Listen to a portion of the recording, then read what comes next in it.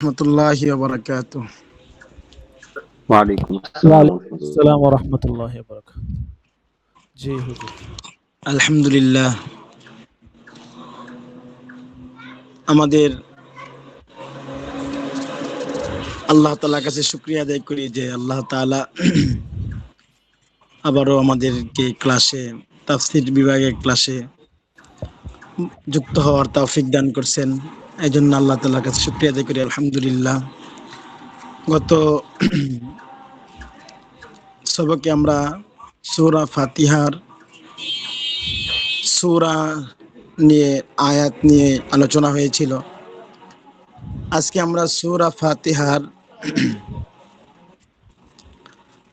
নাম নিয়ে আলোচনা করব এবং সূরা ফাতিহার পরেই যে আউযু বিল্লাহ আছে, এইগুলা নিয়ে আজকে আমাদের ক্লাস এবং আজকে আমাদের আলোচনা। তাফসীরের আলোচনা তো আসলে বহু আলোচনা। আমরা এখানে একটা শীট যে বানানো হয়েছে, এখানেও আলোচনা আছে এবং অন্য অন্য জায়গাতেও আরও বিস্তারিতভাবে আলোচনা আছে। এন আমরা কিছু ধারণা রাখি আর কি। তাফসীরটা নিয়ে একটু একটু আলোচনা গবেষণা এবং মুজাকারা করলে এটা অনেকটাই আমাদের জন্য সহজ এবং অনেকটাই আমাদের স্মৃতির ভিতরে বদ্ধমূল হয়ে থাকবে। তো আজকে আমাদের আলোচনা হলো ফাতিহা, সূরা ফাতিহা। এই সূরাকে ফাতিহা নামে নামকরণ কেন করা হলো? এক, 2 নম্বর, সূরা ফাতিহার ভিন্ন ভিন্ন কোনো নাম আছে কিনা, এইগুলা নিয়ে আজকে আমরা বিস্তারিতভাবে ইনশাআল্লাহ আলোচনা করব।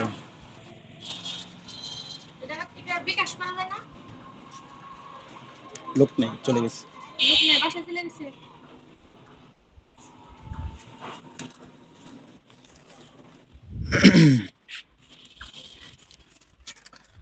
তো সূরা ফাতিহাকে কেন সূরা ফাতিহা হিসাবে নামকরণ করা হলো?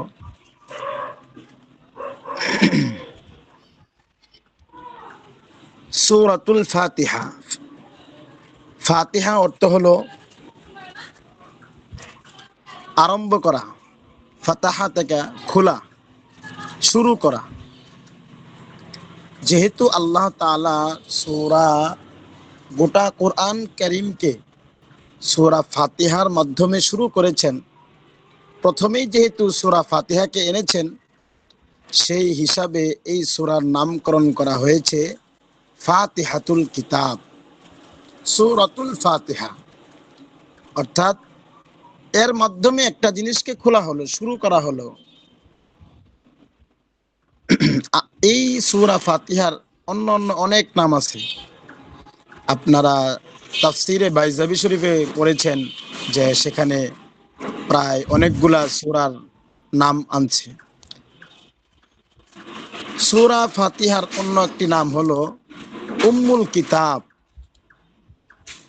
যে উম্মুন মানে হলো মা, কিতাব মানে হলো কিতাব, তো কিতাবের মা। উম্মুনের এক অর্থ হলো মূল, কিতাবের সেই হিসাবে উম্মুল কিতাব মানে হলো কিতাবের মূল, অর্থাৎ নির্যাস। নির্যাস। হযরত আনাস রাদিয়াল্লাহু তাআলা আনহু বলেন, অধিকাংশ আহলে ইলম ইহাকে, এই সূরা ফাতিহাকে উম্মুল কোরআন বলেই সম্বোধন করেন। এবং অনেক মুহাদ্দিসিন কেরাম, হযরত হাসান ইবনে সিরিন রাহিমাহুমুল্লাহু তাআলা, ওনারা যদিও এই নাম পছন্দ করেন নাই, কিন্তু অধিকাংশ মুহাদ্দিসিন কেরাম এবং অন্যান্য মুহাদ্দিস ওনারা সূরা ফাতিহাকে উম্মুল কিতাব নামকরণ করা কি ওনারা পছন্দ মনে করেন। এই কারণে আরেকটা হলো, সূরা ফাতিহাটাকে আল্লাহ তাআলা এমন ভাবে সাজাইছেন, মুফাসসিরিনে কেরাম বলেন যে গোটা কোরআনে যা আছে এর সার নির্যাস পুরাটাই আল্লাহ তাআলা সূরা ফাতিহার ভিতরে বলে দিয়েছেন। এই কারণে এখানে উম্মুল কিতাব, কিতাবের মূল নির্যাস এই হিসাবেও মুফাসসিরিনে কেরাম নামকে আখ্যায়িত করেছেন।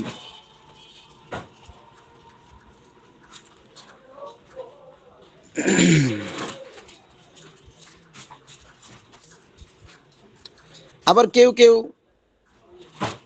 এই কুরআনুল কারীমকে আস-সাবউল মাসানি বা কুরআনুল আজিম বলেও নামকরণ করেন।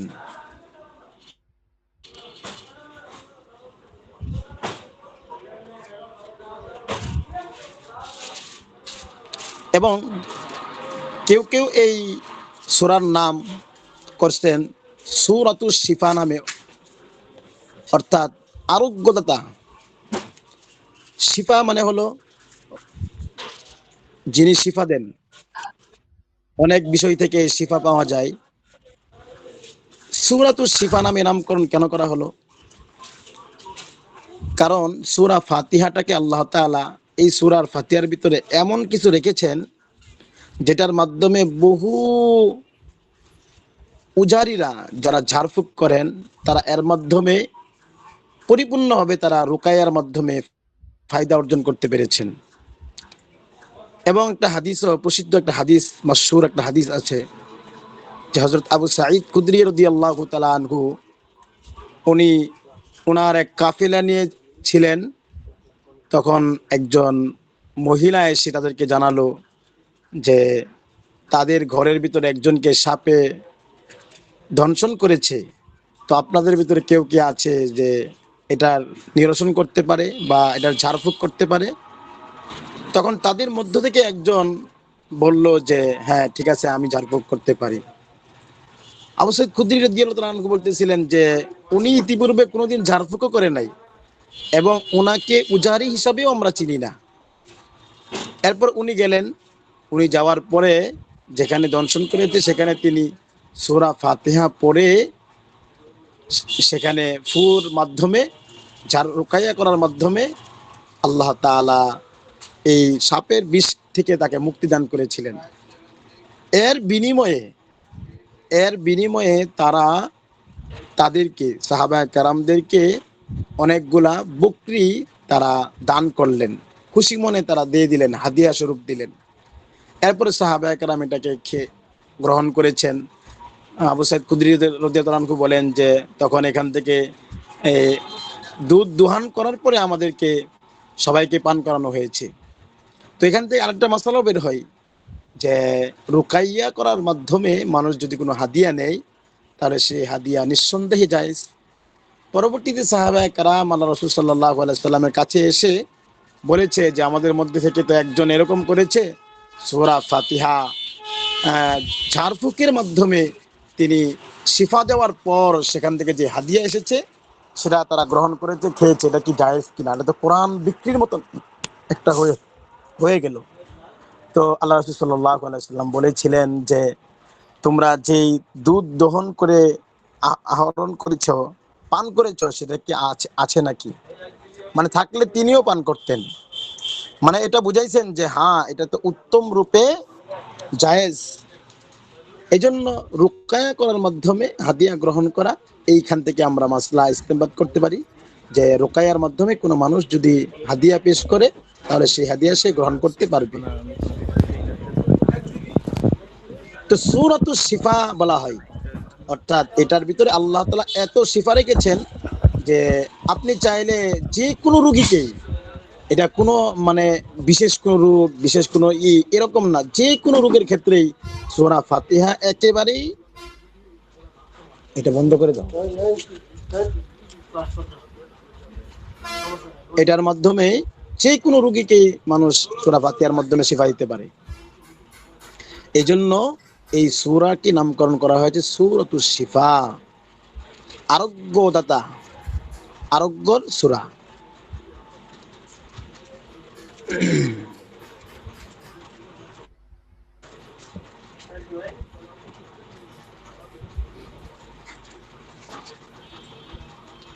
সূরা ফাতিহাকে আরেক নামকরণ করা হয়েছে সূরাতুল ওয়াকিয়া।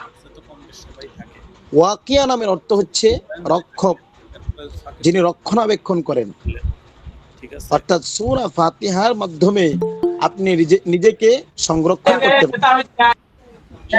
এটা এমন এক সূরার কাওয়ান, যে সূরার মাধ্যমে নিজেকে আপনি হেফাজত করতে পারবেন। আপনি যদি চান যে আমি নিজেকে হেফাজত করব, আপনি কোথাও ভয়ে আছেন, কোনো শত্রুর ভয়ে আছেন, বা কোনো এক বিষয়ে আপনি খুব ক্রাইসিসের ভিতরে আছেন, তখন আপনি যদি নিজেকে ইয়াকিনের সাথে সূরা ফাতিহা তেলাওয়াত করে নিজের শরীরে দম করে রাখেন বা আশপাশ দম করে রাখেন, তাহলে আল্লাহ তাআলা এই সূরার বদৌলতে সমস্ত বিপদ আপদ থেকে এবং শত্রুদের থেকে আল্লাহ তাআলা আপনাকে শিফা দান করবেন।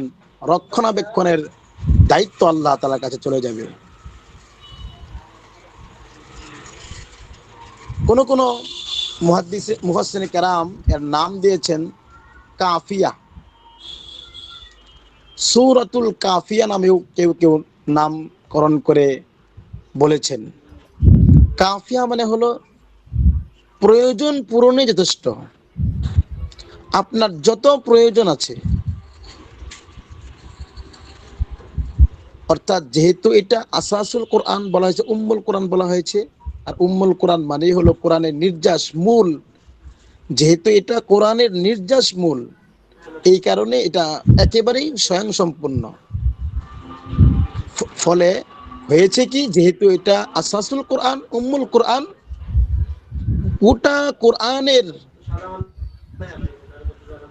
যত প্রয়োজন হতে পারে, এই সমস্ত প্রয়োজন আল্লাহ তাআলা সূরা এক ফাতিহার ভিতরে দিয়েছেন। এই জন্য তো উম্মুল ফাতিহা বলা হয়, উম্মুল কিতাব বলা হয়, কিতাবের মা বলা হয়। গোটা কোরআনে যা আছে সার নির্যাস, এটা আল্লাহ তাআলা কোরআনে দিয়ে দিয়ে সূরা ফাতিহার ভিতরে দিয়ে দিয়েছেন। এই কারণে আপনার যত প্রয়োজন আছে, আপনি আপনার প্রয়োজনকে যদি সূরা ফাতিহার মাধ্যমে পূরণ করতে চান, অবশ্যই আল্লাহ তাআলা সূরা ফাতিহার ভিতরে এমন কিছু রেখেছেন যার মাধ্যমে আপনি আপনার সমস্ত হাজত, সমস্ত প্রয়োজন এখান থেকে পূরণ করতে পারবেন। এই জন্য কেউ কেউ সূরার নামকরণ করছেন সূরাতুল কাফিয়া।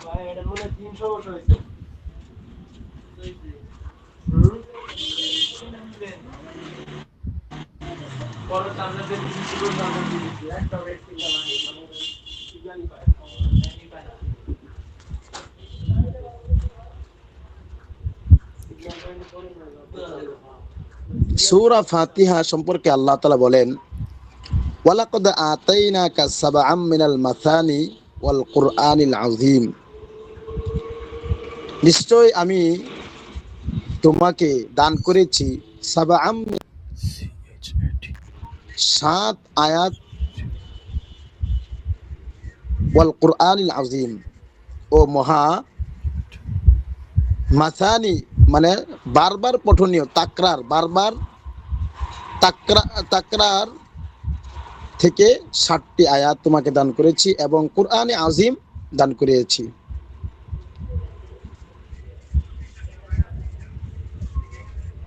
এই জন্য কেউ কেউ সূরা ফাতিহার নামকরণ করছেন সাবআম মিনাল মাসানি, যে বারবার পঠিত 7টি আয়াত। এই সাবআম মিনাল মাসানিও নামেও কেউ কেউ এর নামকরণ করেছেন।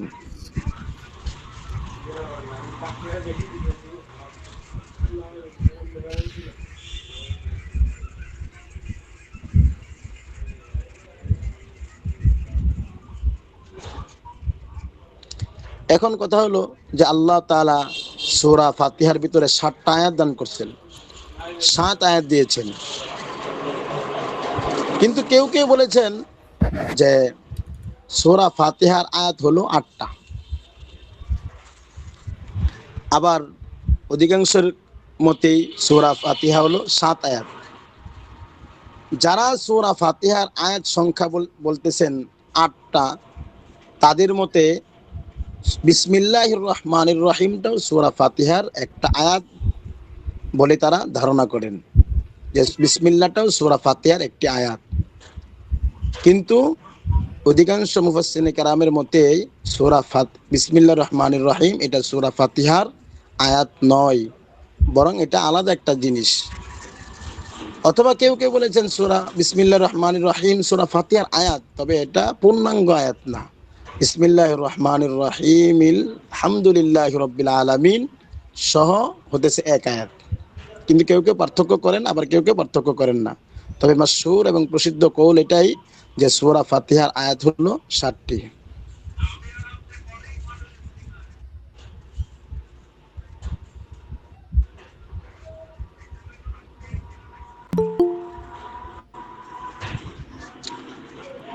এখন সূরা ফাতিহা প্রসিদ্ধ নাম আল্লাহ তাআলা কোরআনের ভিতরে যেটা ব্যবহৃত হয়েছে সূরাতুল ফাতিহা। যেহেতু আল্লাহ তাআলা সূরা এই গোটা কোরআনকে সূরা ফাতিহা, এই জন্যই অন্য অনেকে অনেক নাম বলেছেন, অনেকে হাদিস শরীফে অনেক নাম উল্লেখ আছে, তবে কোরআনের ভিতরে উল্লেখ আছে সূরাতুল ফাতিহা। কেন? যেহেতু আল্লাহ তাআলা এই সূরা ফাতিহার মাধ্যমে গোটা কোরআনকে শুরু করেছেন, এই কারণেই আল্লাহ তাআলা সূরা ফাতিহার নাম সূরা ফাতিহা হিসেবেই রেখেছেন।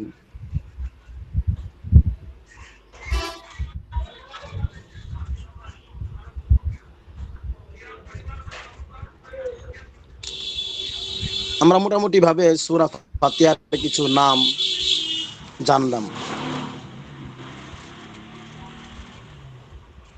সূরা ফাতিহার সম্পর্কে কিছু এখানে উদ্ধৃত আছে, যেগুলা যে আল্লাহ তাআলা কোরআন মাজিদে সূরা ফাতিহাকে সবার আগে আনলেন। কিন্তু সূরা ফাতিহাকে কি আল্লাহ তাআলা সর্বপ্রথম নাজিল করেছেন? এই ব্যাপারে কেউ কেউ বলেন যে আল্লাহ তাআলা সর্বপ্রথম সূরা ফাতিহা নাজিল করেছেন, এটা আমরা তাফসীরের কিতাবেই পড়েছি। এবং কোন কোন রিওয়ায়াতে আছে যে সূরাতুল মুদ্দাসসিরকে আল্লাহ তাআলা সর্বপ্রথম নাজিল করেছেন। এবং কোন কোন রিওয়ায়াত, মাশহুর রিওয়ায়াত, আল্লাহ তাআলা সূরা আলাকের শুরুর আয়াতকে, যে শুরুর 5 আয়াত আছে, এই 5 আয়াতকেই আল্লাহ তাআলা সর্বপ্রথম নাজিল করেছেন। তবে তাফসীর কিতাবে ঘাটাঘাটি করলে পাওয়া যায় যে আল্লাহ তাআলা পূর্ণাঙ্গ যে সূরা নাজিল করছেন, গোটা পূর্ণাঙ্গ সূরা, সর্বপ্রথম যে পূর্ণাঙ্গ সূরা নাজিল হয়েছে সেটা হচ্ছে সূরা ফাতিহা। সূরা ইকরা বিসমি রাব্বিকাল্লাযী খলাক, সূরা আলাকের আয়াত আল্লাহ তাআলা নাজিল করেছেন, এবং কোন কোন রিওয়ায়াতে মুজাম্মিলের আয়াত নাজিল করেছেন। তবে পূর্ণাঙ্গ সূরা আল্লাহ তাআলা সূরা ফাতিহাকে সর্বপ্রথম নাজিল করেছেন। সেই হিসাবে কেউ কেউ বলেন যে সূরা ফাতিহাকে আল্লাহ তাআলা সর্বপ্রথম নাজিল করেছেন। তবে যেটা আমরা মাশহুর এবং সমস্ত হাদিসের কিতাবের তাফসীরের কিতাব গ্রন্থে যেটা পাওয়া যায়, আল্লাহ তাআলা সর্বপ্রথম সূরা আলাকের প্রথম 5 আয়াতকেই নাজিল করেন।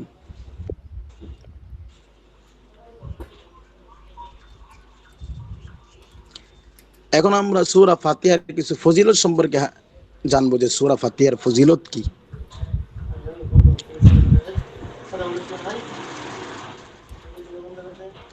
সূরা ফাতিহার বহু ফজিলত আছে, এর মধ্যে এখানে কিছু উল্লেখ আছে। হযরত আবু সাঈদ খুদরি রাদিয়াল্লাহু তাআলা বলেন, একদিন আমার নামাজরত অবস্থায় নবী করিম সাল্লাল্লাহু আলাইহি ওয়াসাল্লাম আমাকে ডাকলেন।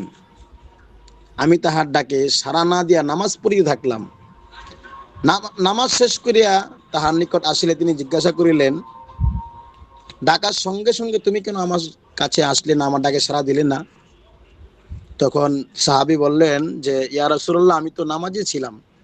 তখন আল্লাহ রাসূল সাল্লাল্লাহু আলাইহি ওয়াসাল্লাম বললেন, তুমি কি জানো না আল্লাহ তাআলা বলেছেন, ইয়া আইয়ুহাল্লাযীনা আমানু ইসতাজীবু লিল্লাহি ওয়া লির-রাসূলি ইযা দাআকুম লিমা ইউহয়িকুম, যে হে ঈমানদারগণ, যখন তোমাদেরকে ডাকা হয়, আল্লাহ এবং আল্লাহর রাসূল যখন তোমাদেরকে ডাকে, ইযা দাআকুম লিমা ইউহয়িকুম, আহ্বান করিবে, তখন তোমরা তার ডাকি করবে, সাড়া দিবে। আমি চুপ থাকিলাম। অতঃপর তিনি বলিলেন যে, আমি মসজিদ হইতে বাহির হইবার পূর্বে আমি তোমাকে অবশ্যই কোরআন মাজিদের শ্রেষ্ঠতম যে সূরা আছে সেই সূরা চিনাইয়া দিব। এই বলিয়া তিনি আমার হাত ধরিয়া মসজিদ হইতে বাহির হইতে লাগলেন। আমি আরজ করিলাম, ইয়া রাসূলুল্লাহ, আপনি তো বলিয়াছেন মসজিদ হইতে বের হওয়ার পূর্বেই আপনি আমাকে কোরআনের শ্রেষ্ঠতম সূরা চিনাইয়া দিবেন। তিনি বলিলেন, হ্যাঁ, উহা হইতেছে আলহামদুলিল্লাহি রাব্বিল আলামিন, অর্থাৎ আস-সাবউল মাসানি আই আল কোরআন আজিম, যে সবচেয়ে শ্রেষ্ঠতম সূরা হলো সূরাতুল ফাতিহা, আলহামদুলিল্লাহি রাব্বিল আলামিন। এই হাদিস দ্বারা এই কথা প্রমাণিত। রাসূলুল্লাহ সাল্লাল্লাহু আলাইহি সাল্লাম বলেছেন যে সবচেয়ে মাশহুর এবং শ্রেষ্ঠতম সূরা কোরআনের ভিতরে সূরা ফাতিহা। এবং আরেকটি হাদিসের ভিতরে পাওয়া যায়, একদিন মসজিদে নববীতে হযরত উবাই ইবনে কাবের নামাজ আদায়ের অবস্থায় রাসূলুল্লাহ সাল্লাল্লাহু আলাইহি ওয়াসাল্লাম তাহাকে ডাকিলেন। নামাজ শেষ করিয়া তিনি রাসূলুল্লাহ সাল্লাল্লাহু আলাইহি ওয়াসাল্লাম নিকট উপস্থিত হইলেন। উবাই ইবনে কাব বলেন, নবী করিম সাল্লাল্লাহু আলাইহি ওয়াসাল্লাম তার হাত আমার হাতের উপর রাখিলেন। এরপর তিনি মসজিদ হইতে বাহির হইতেছিলেন, আমার হাতে হাত রাখিয়া তিনি বলিলেন, আমি কি তোমাকে এইরূপ একটি সূরা অবহিত করিব, যাহার সমতুল্য সূরা না তাওরাতে আছে, না ইনজিলে আছে, না কোরআনে নাজিল হইয়াছে। আশা করি উহার পূর্বে তুমি মসজিদ হইতে বাহির হইবে না। আমি তাহার আশায় গতি একেবারেই কমিয়ে দিলাম। কিছুক্ষণ পর আরজ করিলাম, হে আল্লাহ রাসূল, আমাকে কোন সূরা জানাইবার প্রতিশ্রুতি দিয়েছিলেন? তিনি প্রশ্ন করলেন, নামাজের শুরুতে তোমরা কোন সূরা তেলাওয়াত করো? আমি তাহাকে বলিলাম, আলহামদুলিল্লাহ সূরাটি শেষ পর্যন্ত শুনাইলাম। তখন তিনি বলিলেন, ইহা হইতেছে এই সূরা, উহাই আস-সাবউল মাসানি, এবং আমার প্রতি অবতীর্ণ কোরআনুল আযীম। তো এই হাদিসের ভিতরেও পাওয়া যায় যে আল্লাহ রাসূল সাল্লাল্লাহু আলাইহি ওয়াসাল্লাম বলেছেন, গোটা কোরআনের ভিতরে সবচেয়ে মধুর, সবচেয়ে শ্রেষ্ঠত্ব মর্যাদাবান সূরা হলো সূরাতুল ফাতিহা। এ ব্যাপারে আরেকটি হাদিস আছে যে হযরত উবাই ইবনে কাব রাদিয়াল্লাহু তাআলা আনহু মসজিদে নামাজ আদায় করছিলেন। নবী করিম সাল্লাল্লাহু আলাইহি ওয়াসাল্লাম তাহার নিকট আসলেন, হে উবাই ইবনে কাব। একই রকমের হাদিস। উবাই রাদিয়াল্লাহু তাআলা নবী করিম সাল্লাল্লাহু আলাইহি ওয়াসাল্লাম প্রতি আর চোখে তাকাইলেন, কিন্তু কোনো সাড়া দিলেন না। তিনি তাড়াতাড়ি নামাজ সারিয়া নবী করিম সাল্লাল্লাহু আলাইহি ওয়াসাল্লাম খেদমতে হাজির হইয়া আরজ করলেন, আসসালামু আলাইকুম আলাইকা ইয়া রাসূলুল্লাহ। নবী করিম সাল্লাল্লাহু আলাইহি ওয়াসাল্লাম জবাব দিলেন, ওয়া আলাইকুম আসসালাম। হে উবাই, তুমি আমার ডাকে সাড়া দিলে না কেন? তিনি আরজ করিলেন, ইয়া রাসূলুল্লাহ, আমি নামাজে ছিলাম। নবী করিম সাল্লাল্লাহু আলাইহি ওয়াসাল্লাম বলিলেন, আমার কাছে আল্লাহ তাআলার যে সব বাণী পাঠাইছেন তাহাতে তুমি কি আয়াত দেখো না? যে আগে যে আয়াতটা পড়া হলো, ইয়া আইয়ুহাল্লাযিনা আমাস্তাজিবু লিল্লাহি ওয়া লিরাসূলি ইযা দাআকুম লিমা ইহয়িকুম। যখন আল্লাহ এবং আল্লাহর রাসূলে তোমাদেরকে ডাকে, তখন তাদের আল্লাহ এবং আল্লাহর রাসূলের ডাকে সাড়া দিবে। তখন তিনি আরজ করলেন, ইয়া রাসূলুল্লাহ, পুনরায় এরূপ করিব না। নবী করিম সাল্লাল্লাহু আলাইহি ওয়াসাল্লাম বলিলেন, তুমি ইহা পছন্দ করো যে আমি তোমাকে এমন একটি সূরা জানাইয়া দিব, যাহার সমকক্ষ সূরা না তাওরাতে আছে, না ইনজিলে আছে, না জাবুরে আছে, না কোরআনে নাজিল হইয়াছে, এখনো কোরআনে নাজিল হয় নাই। উবাই ইবনে কাব রাদিয়াল্লাহু আনহু বলেন, আমি মসজিদ হইতে বাইর হইবার পূর্বেই আমি তোমাকে উহা জানাইব। অতঃপর নবী করিম সাল্লাল্লাহু আলাইহি ওয়াসাল্লাম আমার হাত ধরিয়া কথা বলিতে বলিতে মসজিদের দরজার দিকে আসিতে লাগিলেন। কথা বলা শেষ হইবার পূর্বেই যেন তিনি মসজিদের দরজায় পৌঁছিয়া না যান, সেজন্য আমি মন স্থির করলাম। দরজার নিকট পৌঁছে আমি আরজ করিলাম, ইয়া রাসূলুল্লাহ, যে সূরাটি আমাকে জানাইবেন বলিয়া কথা দিয়াছিলেন, ওয়া কোন সূরা? নবী করিম সাল্লাল্লাহু আলাইহি ওয়াসাল্লাম প্রশ্ন করিলেন, নামাজের শুরুতে তোমরা কোন সূরা পড়ো? আমি তাহাকে উম্মুল কুরআন পড়িয়া শুনাইলাম। তিনি তখন বলিলেন, সে সত্তার হাতে আমার প্রাণ রহিয়াছে, তাহার শপথ, উহার সমকক্ষ সূরা আল্লাহ তাআলা না তাওরাতে, না ইনজিলে, না জাবুরে, না কোরআনে অবতীর্ণ করিয়াছেন। উহা হইতেছে আস-সাবউল মাথানি, যেটা বারবার তেলাওয়াত করা হয়।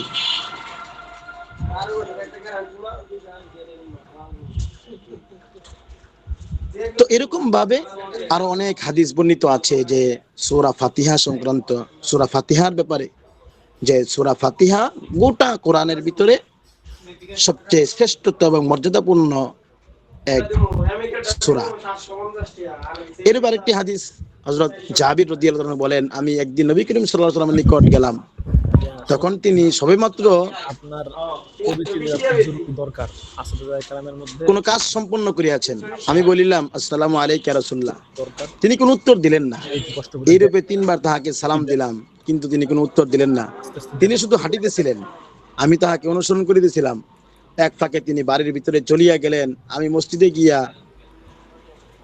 উদ্বিগ্ন অবস্থায় ও চিন্তিত অবস্থায় বসিয়া রহিলাম। কিছুক্ষণ পর তিনি পবিত্রতা অর্জন করিয়া আমার নিকট আসিয়া আমাকে 3 বার বলিলেন, ওয়া আলাইকুম আসসালাম ওয়া রাহমাতুল্লাহি ওয়া বারাকাতুহু। অতঃপর বলিলেন, ওহে আব্দুল আব্দুল শ্রেষ্ঠতম সূরা অভিহিত করিব? আমি আরজ করিলাম, হে আল্লাহর রাসূল, হ্যাঁ অবশ্যই বলুন না। তিনি বলিলেন, আলহামদু সূরাটি শেষ পর্যন্ত তেলাওয়াত করো।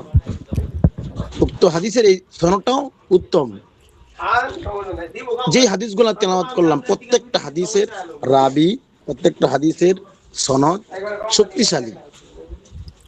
তাহলে এই হাদিস দ্বারাও সূরা ফাতিহার গুরুত্ব বোঝা যায়, যে আল্লাহ তাআলা গোটা কোরআনের ভিতরে সবচেয়ে শ্রেষ্ঠত্ব এবং মর্যাদাপূর্ণ সূরা রাখছেন সূরা ফাতিহা।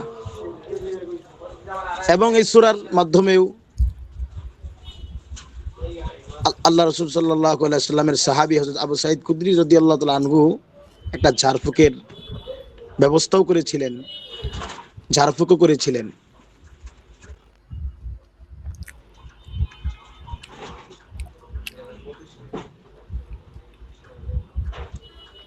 যে এটা এত গুরুত্বপূর্ণ সূরা যে যে কোনো রোগের জন্য যদি আপনি এটাকে ব্যবহার করেন, তাহলে আল্লাহ তাআলা এর বদৌলতে, আমি মনে করি যে অধিকাংশ যারা বিশেষ করে ইমামতি করেন, খতিবগিরি করেন, তাদের অধিকাংশ মানুষই সূরা ফাতিহার মাধ্যমে সমস্ত মানুষকে ঝাড়ফুঁক করেন, অথচ অনাগরত মানুষ এর মাধ্যমে ভালো হচ্ছে। ইমাম শব্দের একটা একই, যে সূরা ফাতিহা যদি তেলাওয়াত করে কোনো রোগীকে ফু দেওয়া হয়, কোনো রোগীর পানি দেওয়া হয়, অবশ্যই সে ভালো হয়ে যায়। এবং এরকম অনেক ঘটনা আমাদের সাথে ঘটেছেও, যে এরকম এর মাধ্যমে, শুধু সূরা ফাতিহার মাধ্যমেই অনেক বড় বড় রোগ থেকে আল্লাহ তাআলা শিফা দান করেন, অনেক বিষয় থেকেও, অনেক খারাপই বিষয় থেকেও আল্লাহ তাআলা হেফাজত করেন। এইভাবে একটা হাদিস বর্ণিত আছে, একদিন নবী করিম সাল্লাল্লাহু আলাইহি ওয়াসাল্লামের সহিত হযরত জিবরাইল আলাইহিস সালাম উপবিষ্ট ছিলেন। এমন সময় উপর হইতে একটি উচ্চ আওয়াজ, উচ্চ শব্দ নবী করিম সাল্লাল্লাহু আলাইহি ওয়াসাল্লামের কানে আসিল। হযরত জিবরাইল আলাইহিস সালাম উপর দিকে তাকাইয়া বলিলেন, ইহা আকাশে একটি সদ্য উন্মুক্ত দ্বারের আওয়াজ, যে এখনই এই মুহূর্তে এই দরজাটা খোলা হয়েছে। সেই দরজা খোলার আওয়াজ ইতিমধ্যে শুনতে পেয়েছেন। ইতিপূর্বে ইহা কখনোই উন্মুক্ত করা হয় নাই, অর্থাৎ এই দরজার কখনোই খোলা হয় নাই। অতঃপর উহার মধ্য দিয়ে একজন ফেরেশতা অবতীর্ণ হইলেন। তিনি নবী করিম সাল্লাল্লাহু আলাইহি ওয়াসাল্লামের নিকট আসিয়া বলিলেন, আপনাকে দুইটি নূর প্রদানের দুইটি নূর প্রদানের সুসংবাদ গ্রহণ করুন। ইতিপূর্বে কোন নবীকেই উহা প্রদান করা হয় নাই। উহার একটি হইতেছে ফাতিহাতুল কিতাব, অর্থাৎ সূরা ফাতিহা, আলহামদুলিল্লাহি রাব্বিল আলামিন, ও অপরটি হইল সূরা বাকারার শেষ আয়াতসমূহ। সূরা বাকারার শেষ আয়াতসমূহ, অর্থাৎ আমান রাসূল বিমা উনজিলা ইলাইহি, এখান থেকে হতে পারে লাস্টের যে 2 আয়াত, এই ব্যাপারেও আলাদা সংক্রান্ত হাদিস আছে। তো এই 2 আয়াতের কথা বললেন, যে এই 2টা আয়াত, অর্থাৎ সূরা বাকারার শেষ আয়াত এবং সূরা ফাতিহা, এটা ইতিপূর্বে আর কোনোদিন পৃথিবীর বুকে আল্লাহ তাআলা প্রেরণ করে নাই, এই দরজাই খোলা হয় নাই। তাহলে কত, এবং সূরা বাকারার শেষ আয়াত।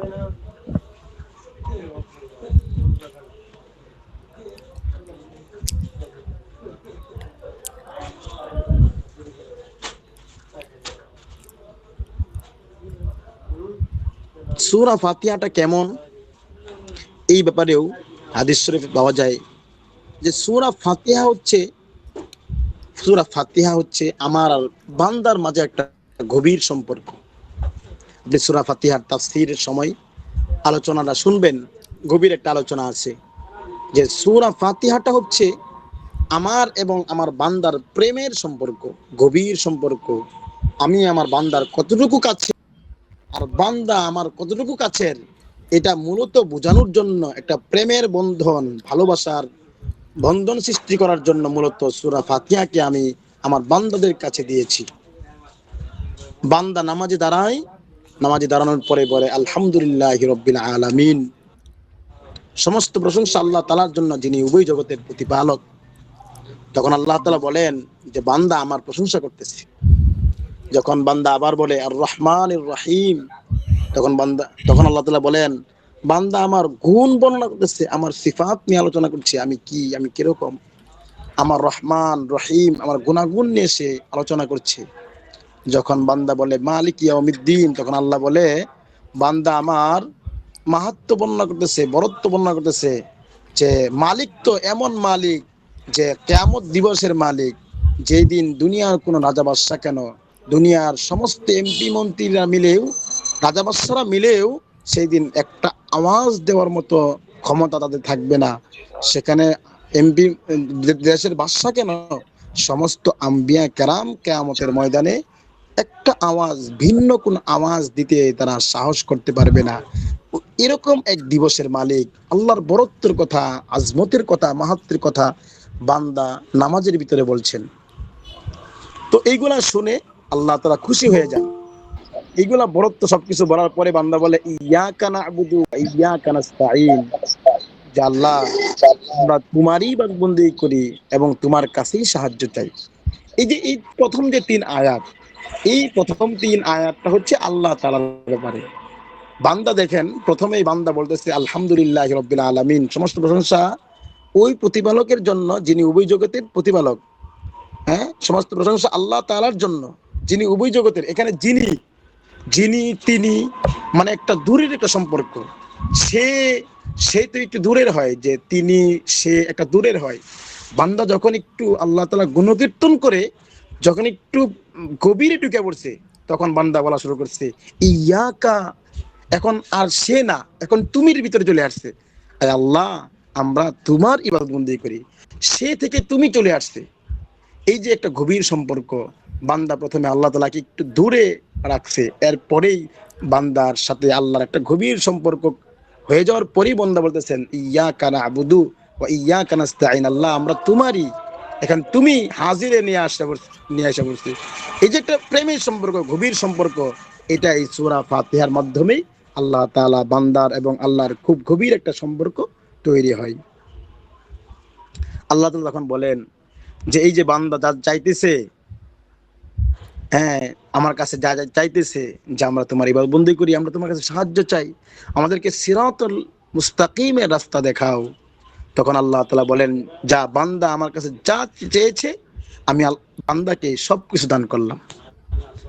তো এই সূরা ফাতিহাটা হলো একেবারেই বান্দা এবং আল্লাহর মাঝে গভীর সম্পর্কের একটা সেতু বলা যেতে পারে, গভীর সম্পর্কের একটা মাধ্যম।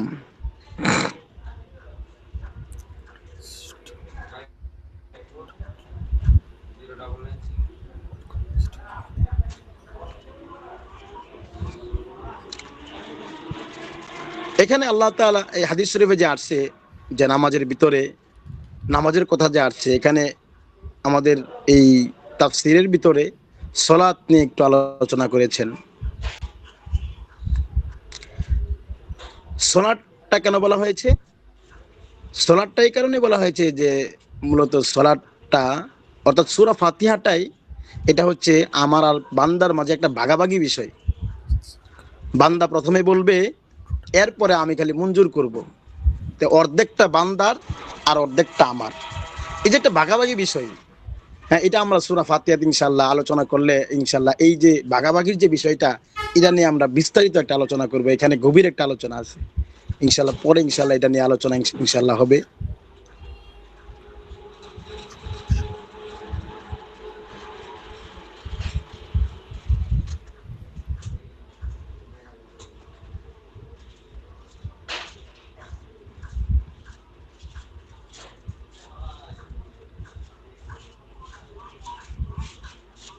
এখানে এখন কিছু কেরাত নিয়ে আলোচনা করেছেন, যেহেতু তাফসিরের ক্লাস, তো তাফসির তো মনে করেন যে একটা বিষয় নিলে এটার খুঁটিনাটি যা আছে সব বিস্তারিত আলোচনা করা হয়।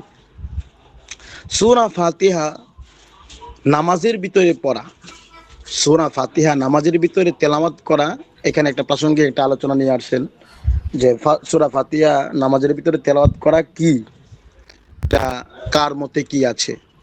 তো আমাদের মধ্যে তো ইমাম আজম আবু হানিফা রহমতুল্লাহ এর মতে সূরা ফাতিহা তেলাওয়াত করা ওয়াজিব, কিন্তু ইমাম শাফি রহমতুল্লাহ আলাইহির মতে সূরা ফাতিহা তেলাওয়াত করা এটা ফরজ, ওনারা এটাকে ফরজ মনে করেন। কেন ওনারা দলিল দেন লা সালাতা ইল্লা বিফাতিহাতিল কিতাব, নামাজ হবে না সূরা ফাতিহা ছাড়া। আর আমরা দলিল পেশ করি ফাকরাউ মা তায়াসসারা মিনাল কুরআন, কোরআন থেকে যা সহজ সেগুলো তোমরা পাঠ করো, তেলাওয়াত করো। তো এখানে তো কোরআন থেকে যা সহজ, কোনো ব্যক্তি যদি কোরআনের যে কোনো জায়গা থেকে তেলাওয়াত করে সূরা ফাতিহা, কোনো ব্যক্তির কাছে যদি সূরা ফাতিহা কঠিন মনে হয়, সে পারে না। আর অন্যান্য সূরা কোরআন থেকে সে পারে, তাহলে সে যদি অন্যান্য আয়াত থেকে তেলাওয়াত করে নামাজ পড়ে, নামাজ হয়ে যাবে। কিন্তু তার ওয়াজিব তরক করার কারণে সিজদা সাহু দিতে হবে। তবে আমরা এই আয়াতের ভিত্তিতে ফাকরাউ মা তায়াসসারা মিনাল কুরআন, যে কোরআন থেকে যা সহজ হয় তাই তেলাওয়াত করো, সেই হিসাবে আমরা কেরাত পড়াটাকে ফরজ মনে করি, আর সূরা ফাতিহাকে তেলাওয়াত করাটাকে আমরা ওয়াজিব মনে করি হানাফি উলামায়ে কেরাম। কিন্তু ইমাম শাফিঈ রাহমাতুল্লাহ আলাইহি বলেন যে লা সালাতা ইল্লা বিফাতিহাতিল কিতাব, নামাজ হবে না ফাতিহা ছাড়া। যেহেতু নামাজ হবে না ফাতিহা ছাড়া, সেই কারণে ওনারা ফাতিহাকেই মূল ধর্তব্য গ্রহণ করে ফরজ সাব্যস্ত করেছেন। এই সূরা ফাতিহা তেলাওয়াত করা নামাজের ভিতরে এটা হচ্ছে ফরজ।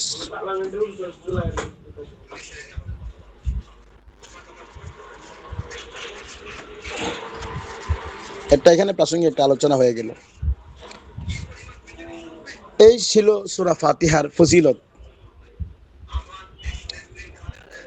সূরা ফাতিহার পর কোরআন মাজিদে আমরা শুরু করার পর সূরা ফাতিহা, এই সূরা নামের পর সূরাতুল ফাতিহা বলে আমরা আউযু বিল্লাহি মিনাশ শাইতানির রাজিম বিসমিল্লাহির রহমানির রহিম বলেই তেলাওয়াত শুরু করি। এখন কথা হলো যে আউযু বিল্লাহ বলতে হবে কেন, আউযু বিল্লাহ বলার কারণ কি, এই নিয়ে এখানে বিস্তারিত আলোচনা আছে। আল্লাহ পাক রব্বুল আলামিন বলেন খুযিল আফওয়া ওয়া'মুর বিল উরফি ওয়া আ'রিদ আনিল জাহিলিন ওয়া ইম্মা ইয়ানজাগান্নাকা মিনাশ শাইতানি নাজগুন ফাস্তাইদ বিল্লাহ ইন্নাহু সামিউন আলিম।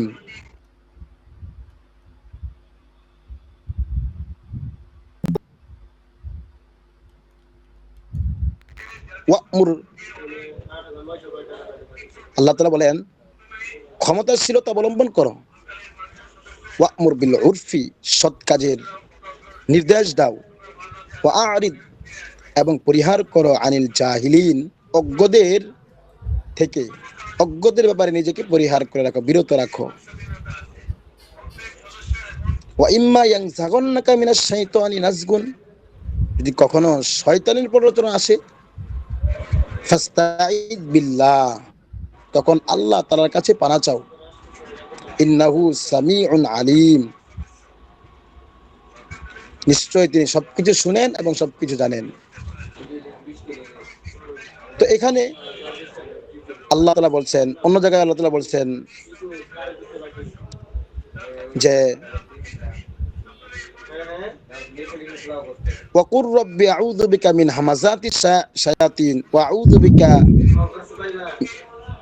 রব্বি আইয়াহদুরুন, যে শয়তানের প্ররোচনা হইতে আমি তোমার নিকট আশ্রয় চাইতেছি,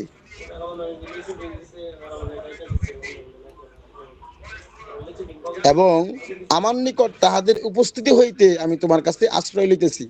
শয়তান যেন আমাদেরকে কাছে আসতে না পারে, এবং শয়তানের প্ররোচনা থেকে, শয়তানের কুমন্ত্রণা থেকে আমরা যেন বেঁচে থাকতে পারি, এই কারণে আমরা তোমার কাছে আশ্রয় চাচ্ছি।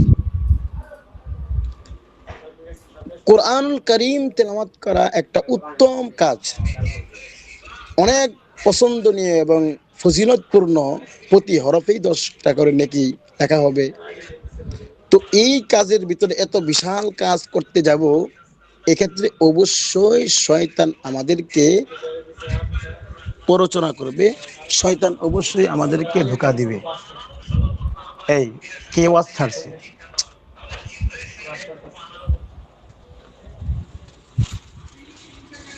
অবশ্যই শয়তান এইটাকে কখনোই চাবে না যে বান্দা এত ভালো একটা কাজ করুক। যেহেতু গুরুত্বপূর্ণ এক কাজ, নিশ্চয়ই শয়তান মানুষকে এখানে ধোঁকা দিবে। কেন? শয়তান মানুষের প্রকাশ্য শত্রু। যেমনি হবে ইয়া বানি আদম লা ইয়াফতিনান্নাকুমুশ শাইতান কামা আখরাজা আবওয়াইকুম মিনাল জান্নাহ। শয়তান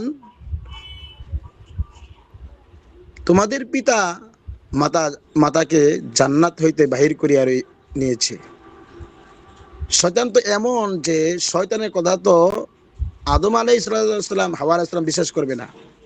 এজন্য তিনি তাদের কথাকে বিশ্বাস করার জন্য আল্লাহর কসম খেয়েছিলেন। আল্লাহর কসম খেয়ে বলছিলেন যে আমি তো তোমাদের একজন হিতাকাঙ্ক্ষী, আমি তো তোমাদের শুভাকাঙ্ক্ষী, আমি কি তোমাদেরকে খারাপ দিতে পারি? আল্লাহ তাআলা তোমাদেরকে নিষিদ্ধ গাছের ফল খাইতে নিষেধ করেছেন। এটা এমন এক ফল যে ফল খাইলে তোমরা চিরস্থায়ী হবে। তাফসীরে জালালের ভিতরে আছে চিরস্থায়ী হবে এবং তোমরা জান্নাতে সর্বদা সর্বদা বসবাস করবে।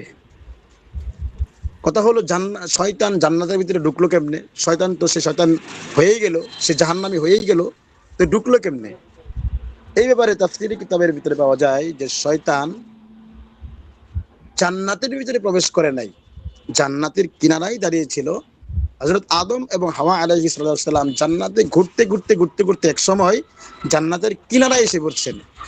আসার পরে শয়তান যখন বুঝতে পারলেন তারা একেবারে আমার কিনারায় এবং দরজার কাছে চলে আসছে, তখন শয়তান বাহির থেকে আওয়াজ দিয়েছে যে হে আদম, হে হাওয়া, তোমাদেরকে আল্লাহ তাআলা যে একটা গাছের ফল খাইতে নিষিদ্ধ করেছিল, ওয়ালা তাকরাবা হাযিহিস শাজারাতা, যে বলেছিল, এটা আসলে এই কারণেই বলছে যে তোমরা যদি এই গাছের ফল খাও তাহলে তোমরা তো চিরস্থায়ী হয়ে যাবে, এখানে তোমরা সব সময় বসে থাকবে, এই গাছের ফল তোমরা ভক্ষণ করো। হ্যাঁ, এই কারণে আল্লাহ তো তোমাকে নিষেধ করে।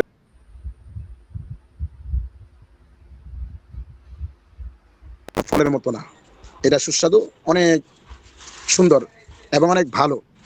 তো এই কথা তারা বিশ্বাস করে না, তখন সে কসম করেছিল যে আল্লাহর কসম করে বলছি এটা অনেক ভালো। তো শয়তান মানুষের হচ্ছে প্রকাশ্য শত্রু, শয়তান মানুষের প্রকাশ্য শত্রু। যেহেতু প্রকাশ্য শত্রু, এই জন্য শয়তান জীবনেও চাবে না বান্দা কোরআন কারীম তেলাওয়াত করুক। এই কারণেই কোরআন কারীমের শুরুতে আমরা আউযু বিল্লাহি মিনাশ শাইতানির রাজিম বলে আল্লাহ তাআলার কাছে বিতাড়িত শয়তান হতে পানা চাই। কেন পানা চাই? একটা অদৃশ্য বিষয়, শয়তানকে আমরা দেখতে পাই না, কিন্তু শয়তান আমাদেরকে দেখতে পায়। যেহেতু শয়তানকে আমরা দেখতে পাই না, এই কারণে আমরা শয়তানের মোকাবেলা সেরকম ভাবে করতে পারবো না। আমরা আমাদের যদি শত্রু কোনো মানুষ থাকে তাহলে আমরা সেই মানুষেরকে প্রতিহত করতে পারি আমাদের ঢাল দ্বারা, আমাদের জিনিসপত্রের মাধ্যমে, পিস্তলের মাধ্যমে, ছুরির মাধ্যমে, এটার মাধ্যমে আমরা মানুষ শত্রুর মোকাবেলা করতে পারি, তাদেরকে পরাজিত করতে পারি। কিন্তু যেই শয়তান সদা সর্বদা আমাদের প্রকাশ্য শত্রু, আল্লাহ তাআলা ঘোষণা করেছেন শয়তান তোমাদের প্রকাশ্য শত্রু।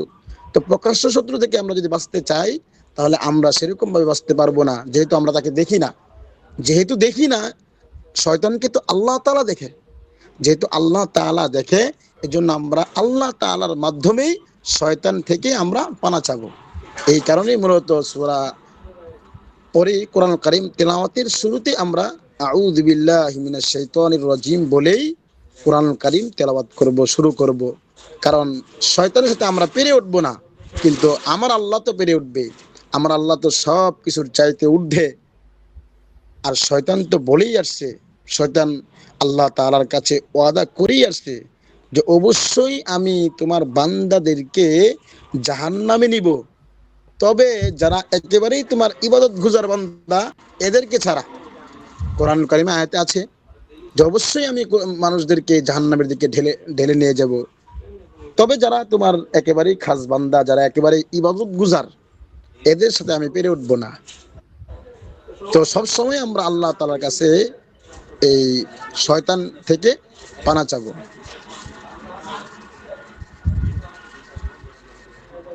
এবং আল্লাহ সাল্লাল্লাহু আলাইহি সাল্লাম যখন নামাজ দাঁড়াইছেন, এরকম হাদিস শরীফে আসছে, যখন রাত্রে তিনি নামাজ দাঁড়াইতেন, তাকবীরে তাহরিমার পর তিনি বলতেন সুবহানাকাল্লাহুম্মা বিহামদিকা, এরপর বলতেন লা ইলাহা ইল্লাল্লাহ, এরপর বলতেন আউযু বিল্লাহিস সামিউল আলিম মিনাশ শাইতানির রাজিম। এরকম ভাবে আল্লাহ সাল্লাল্লাহু আলাইহি সাল্লাম এই সূরা তেলাওয়াত করার পূর্বে এরকম ভাবে পড়েছেন। অনেক হাদিস শরীফের ভিতরে এরকম পাওয়া যায়।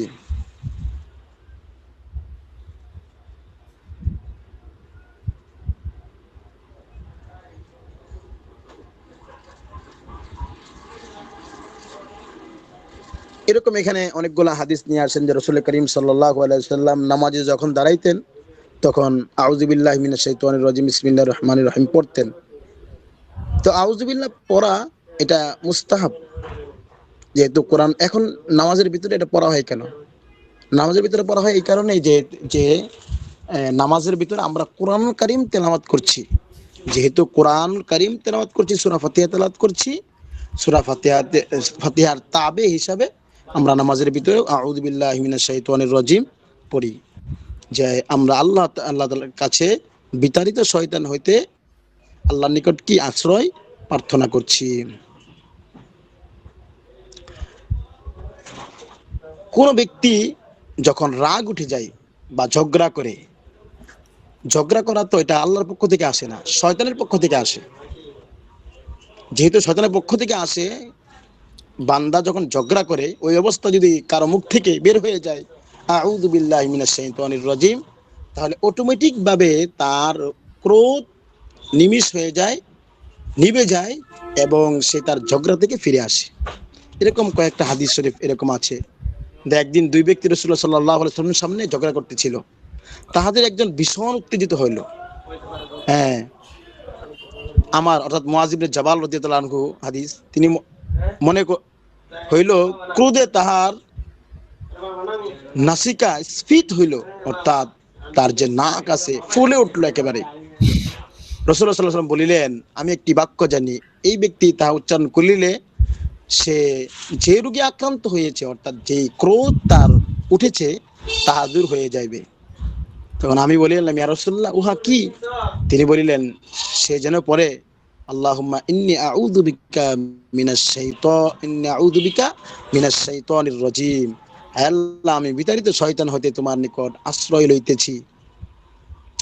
হযরত মুআয রাদিয়াল্লাহু আনহু তাহাকে উহা পড়িতে বলিলেন, কিন্তু সে তাহা পড়িল না এবং তাহার ক্রোধ বৃদ্ধি পাইতে লাগলো। অর্থাৎ যদি সে এই রাগান্বিত অবস্থায় আউযু বিল্লাহ পড়তো, তাহলে অবশ্যই মিনিটের ভিতরে তার ক্রোধ একেবারে শেষ হয়ে যাইত। যেহেতু ক্রোধ শেষ হয় নাই, এর মানে শয়তান তাকে আরো বেশি রাগ তুলছে এবং তার পিছনে লেগেই আছে। এরকম আরেকটি হাদিস শরীফে পাওয়া যায়, একদিন দুই ব্যক্তি নবী করিম সাল্লাল্লাহু আলাইহি ওয়াসাল্লামের সামনে ঝগড়া করতেছিলেন। আমরা তার খেদমতে উপবিষ্ট ছিলাম। তাহাদের একজন ক্রোধান্বিত হইয়া অন্যজনকে গালি দিতেছিল। তাহার মুখমণ্ডল একবার লাল হইয়া উঠিল। নবী করিম সাল্লাল্লাহু আলাইহি ওয়াসাল্লাম বলিলেন, আমি একটি বাক্য জানি, এই ব্যক্তি উহা পাঠ করিলে যাহা দ্বারা সে আক্রান্ত হইয়াছে নিশ্চয় তাহা দূর হইয়া যাইবে। অতঃপর সে বলিল, রাসূলুল্লাহ সাল্লাল্লাহু আলাইহি ওয়াসাল্লাম বলিলেন, আউযু বিল্লাহি মিনাশ শাইতানির রাজিম। উপস্থিত লোকগণ তাহাকে বলিল, আল্লাহর রাসূল কি বলিতেছেন তাহা শুনিতেছ না? সে বলিল, আমি পাগল নহি।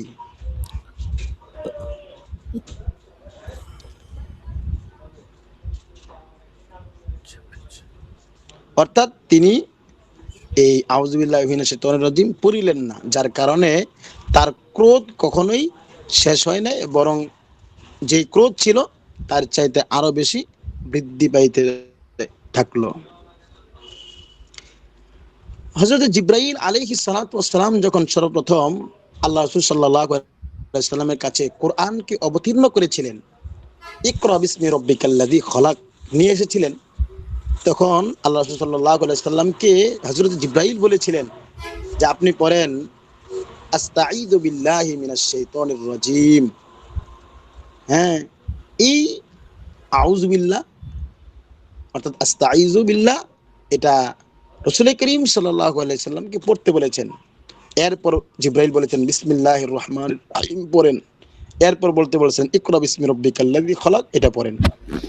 তাহলে কোরআন যখন সূচনা হয়েছে অবতীর্ণ হওয়ার, তখনও রাসূল করিম সাল্লাল্লাহু আলাইহি সাল্লামকে আউযু বিল্লাহ বিসমিল্লাহ পড়ার কথা বলা হয়েছে। যেহেতু কোরআনের শুরুতে আউযু বিল্লাহ আল্লাহর কাছে পানা মাধ্যমে কোরআনের মতো মহাদৌলত তেলাওয়াত করা কথা বলা হয়েছে, এই কারণে ইনশাআল্লাহ আমরা এই কোরআন পাঠের শুরুতে আউযু বিল্লাহি মিনাশ শাইতানির রাজিম পড়ব। এটা পড়া হয় কেন? শয়তানের সাথে মোকাবেলা করার জন্য। শয়তানের সাথে মোকাবেলা করার জন্য, যেন যেই শয়তানকে আমরা দেখতে পাই না সেই শয়তানের যেন মোকাবেলা হয়ে যায়। বলো। আর এই মোকাবেলা তো আমরা করতে পারবো না, আমাদের সেই শক্তি নাই। এর আ মোকাবেলা করতে হবে অবশ্যই আয়োগ আল্লাহ তাআলার মাধ্যমেই। আল্লাহর মাধ্যমেই আমাদের এই আইতে পারে না আমার কাছে? জিগাইতারে না? মোকাবেলা করতে হবে।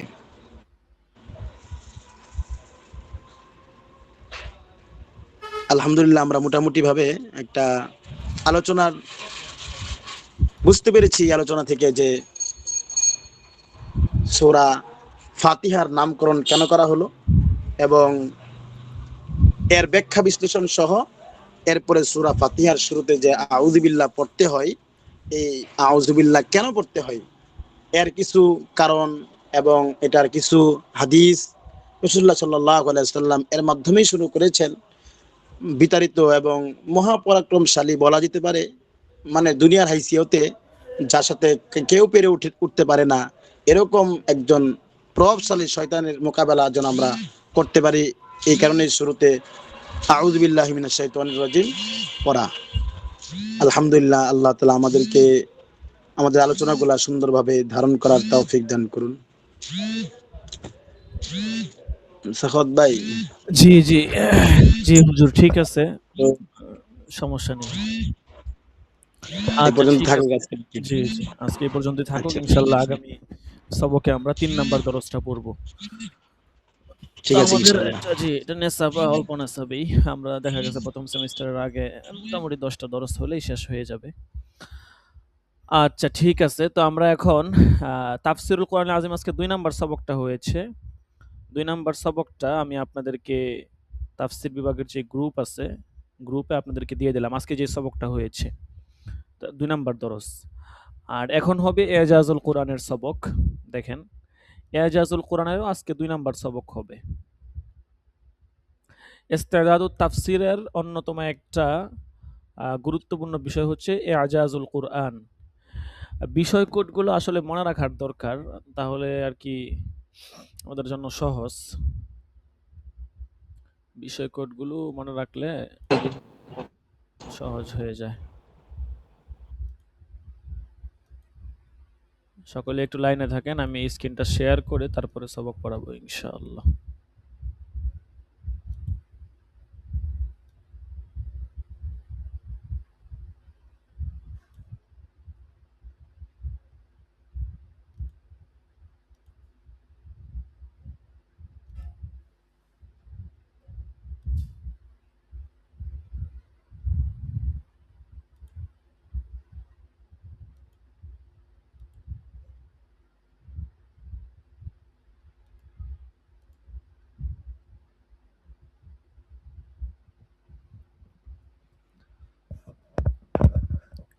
গত সবকে আমরা এজাজুল কোরআনের ১ নাম্বার যেই পাঠটা আছে দরজটা সেটা পড়েছিলাম। তারিখটা লিখে রাখা দরকার। তারিখটা আসলে লিখে না রাখলে এটা পরে মানে পেস্ট লেগে যায়। এডিটের অপশন চলে গেল। আচ্ছা, এটা আবার দিয়ে আবার একটু লাইনে থাকেন।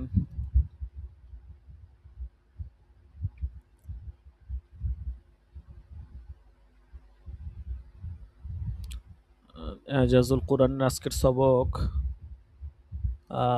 মোটামুটি আছে, লম্বা আছে।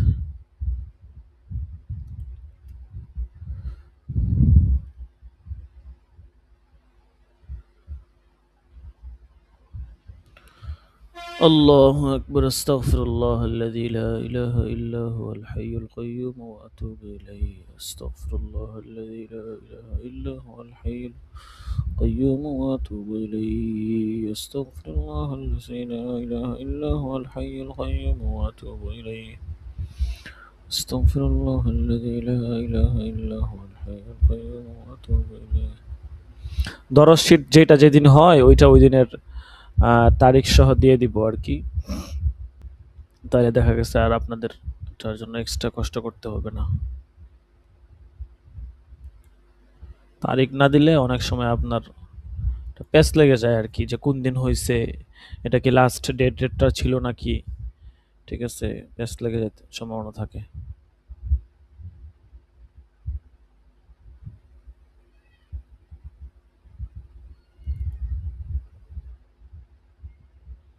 আজকে হচ্ছে 28 তারিখ, 28/4/2026। আচ্ছা দেখেন, আপনাদেরকে গ্রুপে দরজ শীট দিয়ে দিয়েছি, সেখান থেকে আপনারা ডাউনলোড করে নিয়েন। এখন হবে এজাজুল কোরআনের 2 নাম্বার সবক। দেখেন,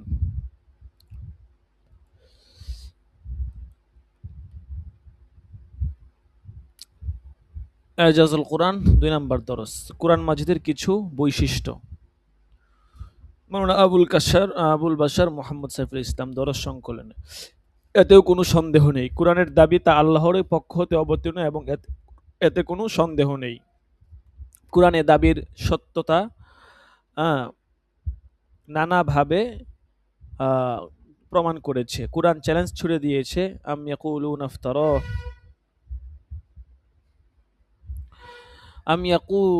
ইফতারাহ কুল ফাতু বিআশরি সুওয়ারিন মিথলিহি মুফতারিয়াতিন ওয়াদউ মান ইসতাতা'তুম মিন দুনিল্লাহি ইন কুনতুম সাদিকিন।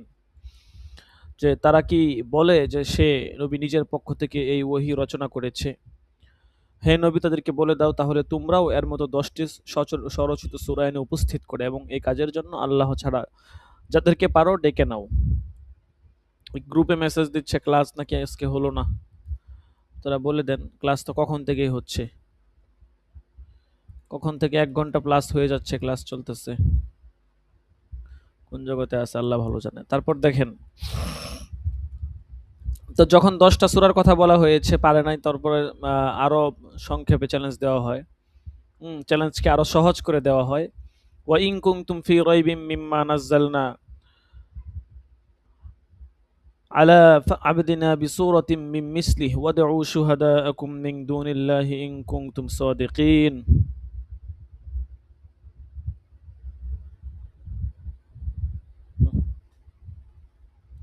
فإن لم تفعلوا ولن تفعلوا فاتقوا النار التي وقودها الناس والحجارة أعدت للكافرين।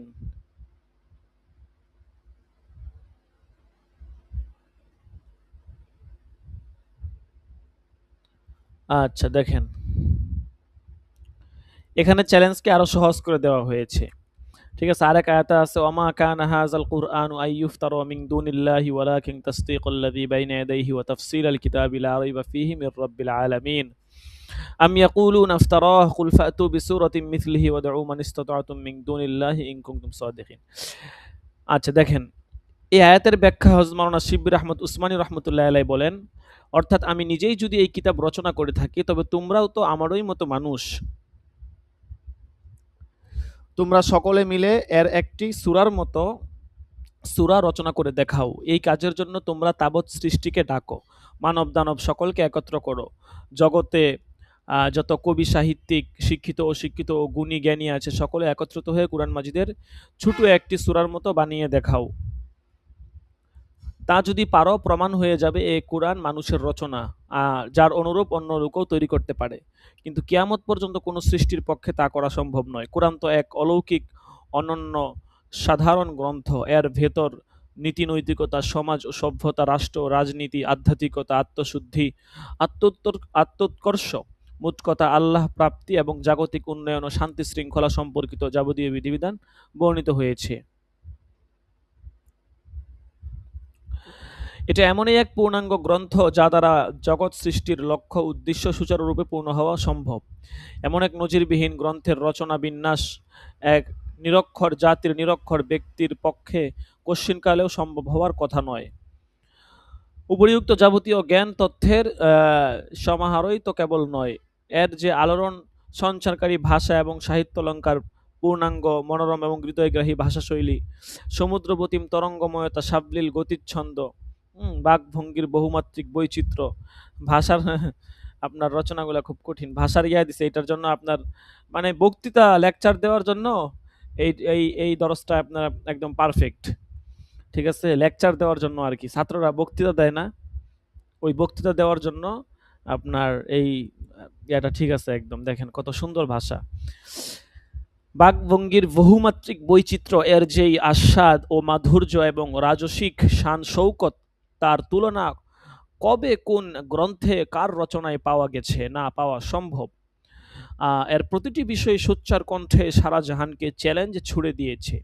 কোরআনের জগৎপ্লাবী ও রূপ মাধুর্য প্রথম যখন আত্মপ্রকাশ করে এবং বনি আদমের সামনে নিজ পরিচয় তুলে ধরে, তখনই তার দ্ব্যর্থহীন ঘোষণা ছিল, আমি বিশ্বস্রষ্টার কালাম। আল্লাহর সৃষ্ট এই পৃথিবীর মতো পৃথিবী, তার আসমানের মতো আসমান ও তার সূর্যের মতো সূর্য সৃষ্টি করার ক্ষমতা যেমন কারো নেই, তেমনি তার এই পাক কালামের মতো কালাম রচনা করার কারো পক্ষে সম্ভব নয়। কিয়ামত পর্যন্ত সমগ্র সৃষ্টি এ ব্যাপারে কেবল অক্ষমই হয়ে থাকবে। কোরআনকে মিটানোর জন্য মানুষ ষড়যন্ত্র করবে, প্রাণ সংকল্প করে এর মোকাবেলায় নেমে পড়বে এবং সাহায্য সহযোগিতার জন্য বিশ্বে বড় বড় শক্তিকে আহ্বান জানাবে, কিন্তু সবকিছুই ব্যর্থতায় পর্যবসিত হবে। তারা কোনো তদবির, কোনো কৌশল এবং কোনো অস্ত্রই ব্যবহার না করে ছাড়বে না এবং তা করতে গিয়ে নিজেকে বিপাকে ফেলবে, অন্যদের জন্য মুসিবত ডেকে আনবে। মোট কথা, যে কোনো রকম ঝুঁকি গ্রহণ ও যে কোনো বিপত্তির ভার বহন তাদের পক্ষে সম্ভব হবে, কিন্তু কশ্চিনকালেও এ পবিত্র গ্রন্থের ছোট একটি সূরার মতো রচনা করে দেখানোর পক্ষে সম্ভব হবে না। আল্লাহ তাআলা বলেন, উল্লা ইন জিতামাতিল ইনসু ওয়াল জিন্নু আলা আন ইয়াতু বিমিসলি হাযাল কুরআন লা ইয়াতুনা বিমিসলিহি ওয়ালাউ কানা বা'দুহুম লিবা'দিন যাহিরা। এরপরে আরেক আয়াতে আছে, আফালা ইয়াতাদাব্বারুনাল কুরআন, তারা কি কুরআন নিয়ে চিন্তা ফিকির করে না? ওয়ালাউ কানা মিন ইনদি গায়রিল্লাহি লাওয়াজাদু ফীহি ইখতিলাফান কাসীরা। আচ্ছা, এটা হচ্ছে এই যে দরস শীটটা আছে, কোনো শিক্ষার্থী যদি এজাজুল কোরআনের উপর বক্তৃতা দিতে চায়, কোরআনের অলৌকিকত্ব মাহাত্ম্য, তখন কিন্তু এই দরস শীটটা, অনেকে মাদ্রাসা আছে শিক্ষার্থীরা বক্তৃতা দেয়, সাপ্তাহিক বক্তৃতা অনুষ্ঠান থাকে, তখন আপনার এই দরস শীট থেকে আপনার কাটছাট করে এখান থেকে আপনার বক্তৃতা দেওয়া যাবে। আচ্ছা, এই কোরআনের অলৌকিকতার অন্যতম একটা বিষয় হচ্ছে, এই কোরআন শুধু মুমিনদের জন্য নয়, সমস্ত মানুষের জন্য হেদায়াত। আল্লাহ তাআলা পবিত্র কোরআনে বলেন, ওয়া আতাইনা মূসাল কিতাবা ওয়া জাআলনাহু হুদাল লিবানি ইসরাঈল। আমরা জানি যে পৃথিবীতে যত কোরআন মানে যত বই থাকে, ঠিক আছে, তো সবগুলোই কিন্তু একটা নির্দিষ্ট সাবজেক্টের উপর লেখা থাকে এবং এটার পাঠকও নির্দিষ্ট থাকে। যে কোনো বই বলেন আপনার, এটা পাঠকও থাকে নির্দিষ্ট, সাবজেক্টও নির্দিষ্ট থাকে। কিন্তু কুরআন এমন এক গ্রন্থ, এটার কোনো নির্দিষ্ট সাবজেক্টও নাই, সাবজেক্ট তো অবশ্যই আছে কিন্তু নির্দিষ্ট কোনো বিষয় না। এক এক সময় এক এক বিষয় নিয়ে বলা হচ্ছে, এটার পাঠক তো অবশ্যই অনির্ধারিত, শুধু যে মুমিন তা না। তবে যারা মুত্তাকি আছে এদের জন্য এটা হেদায়েতের পথ প্রদর্শক, বাকি সমস্ত মানুষের জন্য এটা হেদায়েত। যেমন ধরেন কোরআনের শুরুতে আছে, ওয়া আতাইনা মূসাল কিতাবা ওয়া জাআলনাহু হুদাল লিবানি ইসরাঈল, হুদাল্লিল মুত্তাকিন, যারা আল্লাহকে ভয় করতে চায়, আল্লাহকে মানতে চায়, তাদের জন্য এটা। ইন হুয়া ইল্লা যিকরুল লিল আলামিন, এটা তো আর কিছুই নয়, সারা জাহানের জন্য উপদেশ বাণী। সূরা ইউসুফের 104 নম্বর আয়াতে আছে। এরপরে আছে হুদাল্লিন নাসি ওয়া বাইয়িনাতিম মিনাল হুদা ওয়াল ফুরকান, এটা সমস্ত মানুষের জন্য হেদায়েত এবং সুস্পষ্ট পথ নির্দেশ। ওয়া উহিয়া ইলাইয়া হাযাল কুরআনু লিউনজিরাকুম বিহি ওয়া মান বালাগ। এরপর দেখেন আরেক আয়াতে আছে, তাবারাকাল্লাযী নাযালাল ফুরকানা আলা আবদিহি লিয়াকুনা লিল আলামিনা নাযীরা। আর ইরশাদ হচ্ছে, ফাল্লাযীনা আমানু বিহি ওয়া আযযারুহু ওয়া নাসারুহু ওয়াত্তাবাউন নূরাল্লাযী উনজিলা মাআহু উলাইকা হুমুল মুফলিহুন। আরো ইরশাদ হচ্ছে, কুল ইয়া আইয়ুহান নাস ইন্নী রাসূলুল্লাহি ইলাইকুম জামিআ। আরো ইরশাদ হচ্ছে, ওয়ামা আরসালনাকা ইল্লা কাফাতাল লিন-নাসি বাশীরা ওয়া নাযীরা। তো এই সমস্ত আয়াতের মাধ্যমে আমরা বুঝতে পারলাম কুরআন এটা নির্দিষ্ট কোনো জাতির জন্য নয়, নির্দিষ্ট কোনো গোত্রের জন্য নয়, বরং সমস্ত মানব সম্প্রদায়ের জন্য, বিশ্ববাসীর জন্য কুরআনটা হচ্ছে হেদায়াত। উনি এই লিংকে ঢুকলেই তো ক্লাসে জয়েন হইতে পারে, ওনাকে একজনে বলে দেন যে লিংকে ঢোকার জন্য, লিংকে ঢুকলেই তো ক্লাসে জয়েন হইতে পারে।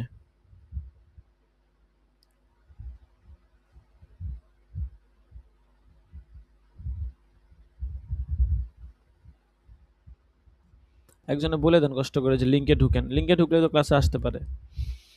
কোরআন কোনো অভিনব কিতাব নয়, কোরআন মানুষের বানানো কোনো অভিনব কিতাব নয়। দেখেন আল্লাহ তাআলা পবিত্র কোরআনে বলেন, ইন্না আওহাইনা ইলাইকা কামা আওহাইনা ইলা নূহি ওয়ান নাবিয়্যিনা মিন বা'দিহি ওয়া আওহাইনা ইলা ইব্রাহিম ওয়া ইসমাঈল ওয়া ইসহাক ওয়া ইয়াকুব ওয়াল আসবাতি ওয়া ঈসা ওয়া আইয়ুব ওয়া ইউনুস ওয়া হারুন ওয়া সুলাইমান ওয়া আতাইনা দাউদা জাবুর। অন্যত্র ইরশাদ হচ্ছে, নাজ্জালা আলাইকাল কিতাবা বিল হাক্কি মুসাদ্দিকাল লিমা বাইনা ইয়াদাইহি ওয়া আনজালাত তাওরাতা ওয়াল ইনজিল মিন ক্বাবলু হুদাল লিন-নাসি ওয়া আনজালাল ফুরকান। সূরা আনআমে এক আয়াতে আছে, উলাইকাল্লাযীনা আতাইনাহুমুল কিতাব ওই সকল নবীগণকে আমি কিতাব দিয়েছিলাম। যারা কোরআনকে আল্লাহর কিতাব বলে মানতে রাজি নয় এবং মানুষের প্রতি কিতাব নাযিল হওয়াকে অসম্ভব মনে করে, তাদের দাবি খণ্ডনে ইরশাদ হচ্ছে, কুল মান আনজালাল কিতাব আল্লাযী জাআ বিহি মূসা। আরেক আয়াতে আছে ওয়া হাযা কিতাবুন আনজালনাহু মুবারাক। এরপর দেখেন আরেক আয়াতে আছে যে নবী করিম সাল্লাল্লাহু আলাইহি সাল্লাম যখন নিজ নবুয়তের ঘোষণা দেন এবং কোরআনের প্রচার করেন, তখন অনেকে ব্যাপারটাকে অস্বাভাবিক মনে করেছিল। সেই প্রেক্ষিতে আল্লাহ তাআলা নাজিল করেন, কুল মা কুনতু বিদআম মিনার রুসুলি ওয়া মা আদরি মা ইউফআলু বি ওয়ালা বিকুম ইন আত্তাবিউ ইল্লা মা ইউহা ইলাইয়া ওয়া মা আনা ইল্লা নাযীরুম মুবিন কুল আরাআইতুম ইন কানা মিন ইনদিল্লাহি ওয়া কাফারতুম বিহি ওয়া শাহিদা শাহিদুম মিন বানি ইসরাঈল ইলা আখিরিল আয়া। আচ্ছা, এরপর দেখেন, এটা মূল সাবজেক্টটা, এখানে মূল যে পয়েন্টটা আছে পয়েন্টটা মাথায় রেখে কিছু আয়াত মাথায় রাখলে হবে, এই আর কি। এখানে এত ইম্পর্টেন্ট তেমন কিছু নেই। পূর্ববর্তী কিতাব সমূহের সামর্থক, ঠিক আছে, এই কোরআন হচ্ছে পূর্ববর্তী কিতাব সমূহের সামর্থক। এখানে দেখেন ভাষাগুলো কত সুন্দর, ঠিক আছে। তো সবগুলো সবকেই আপনার দেখেন এক একটা মাকামের জন্য জরুরি, ঠিক আছে। এখানে আপনার আজকের সবকের মধ্যে মৌলিক বিষয় হচ্ছে পয়েন্টগুলো মাথায় রাখবো এবং এই পয়েন্টগুলোর প্রমাণার্থে প্রমাণ করার লক্ষ্যে আমরা কিছু নস দালায়েল এগুলো আমরা শিখবো, এটাই আজকের সবকের বিষয়। আর যদি কেউ কোরআন নিয়ে লেকচার দিতে চায়, বক্তব্য দিতে চায়, সেমিনার করতে চায়, সেই ক্ষেত্রে দেখেন এই ভাষা ঠিক আছে। ওয়াজ করতে গেলে, বয়ান করতে গেলে তখন এক ভাষা, কিন্তু লেকচার দিলে, বক্তৃতা করলে আরেক ভাষা। বক্তৃতার ভাষা হইতে হয় মজবুত, তেজদীপ্ত, ঠিক আছে। ভাষা শুনলে যেন আপনার শরীরের পশম দাঁড়ায় যায় এমন হতে হবে, ঠিক আছে। এখানের ভাষাগুলো কিন্তু এরকমই। আমরা আগে বিভিন্ন বই থেকে যখন বক্তৃতা শিখতাম, বিভিন্ন বইয়ের গুরুত্বপূর্ণ যেই ভাষা মানে অংশগুলো ছিল সেগুলো আমরা ওখান থেকে কাটছাট করে বক্তৃতা লাগায় শিখতাম। কারণ আপনার অনেক সুন্দর সুন্দর যে দেখেন বিভিন্ন জায়গায় দেখবেন যে চুরি, ডাকাতি, ছিনতাই, রাহাজানি এরকম বিভিন্ন কথা দিয়ে অনেক কিছু থাকে যেগুলো সব জায়গাতেই লাগানো যায়, এরকম আর কি। তো এগুলোও দেখা গেছে বিভিন্ন জায়গায় আপনি লাগাইতে পারবেন।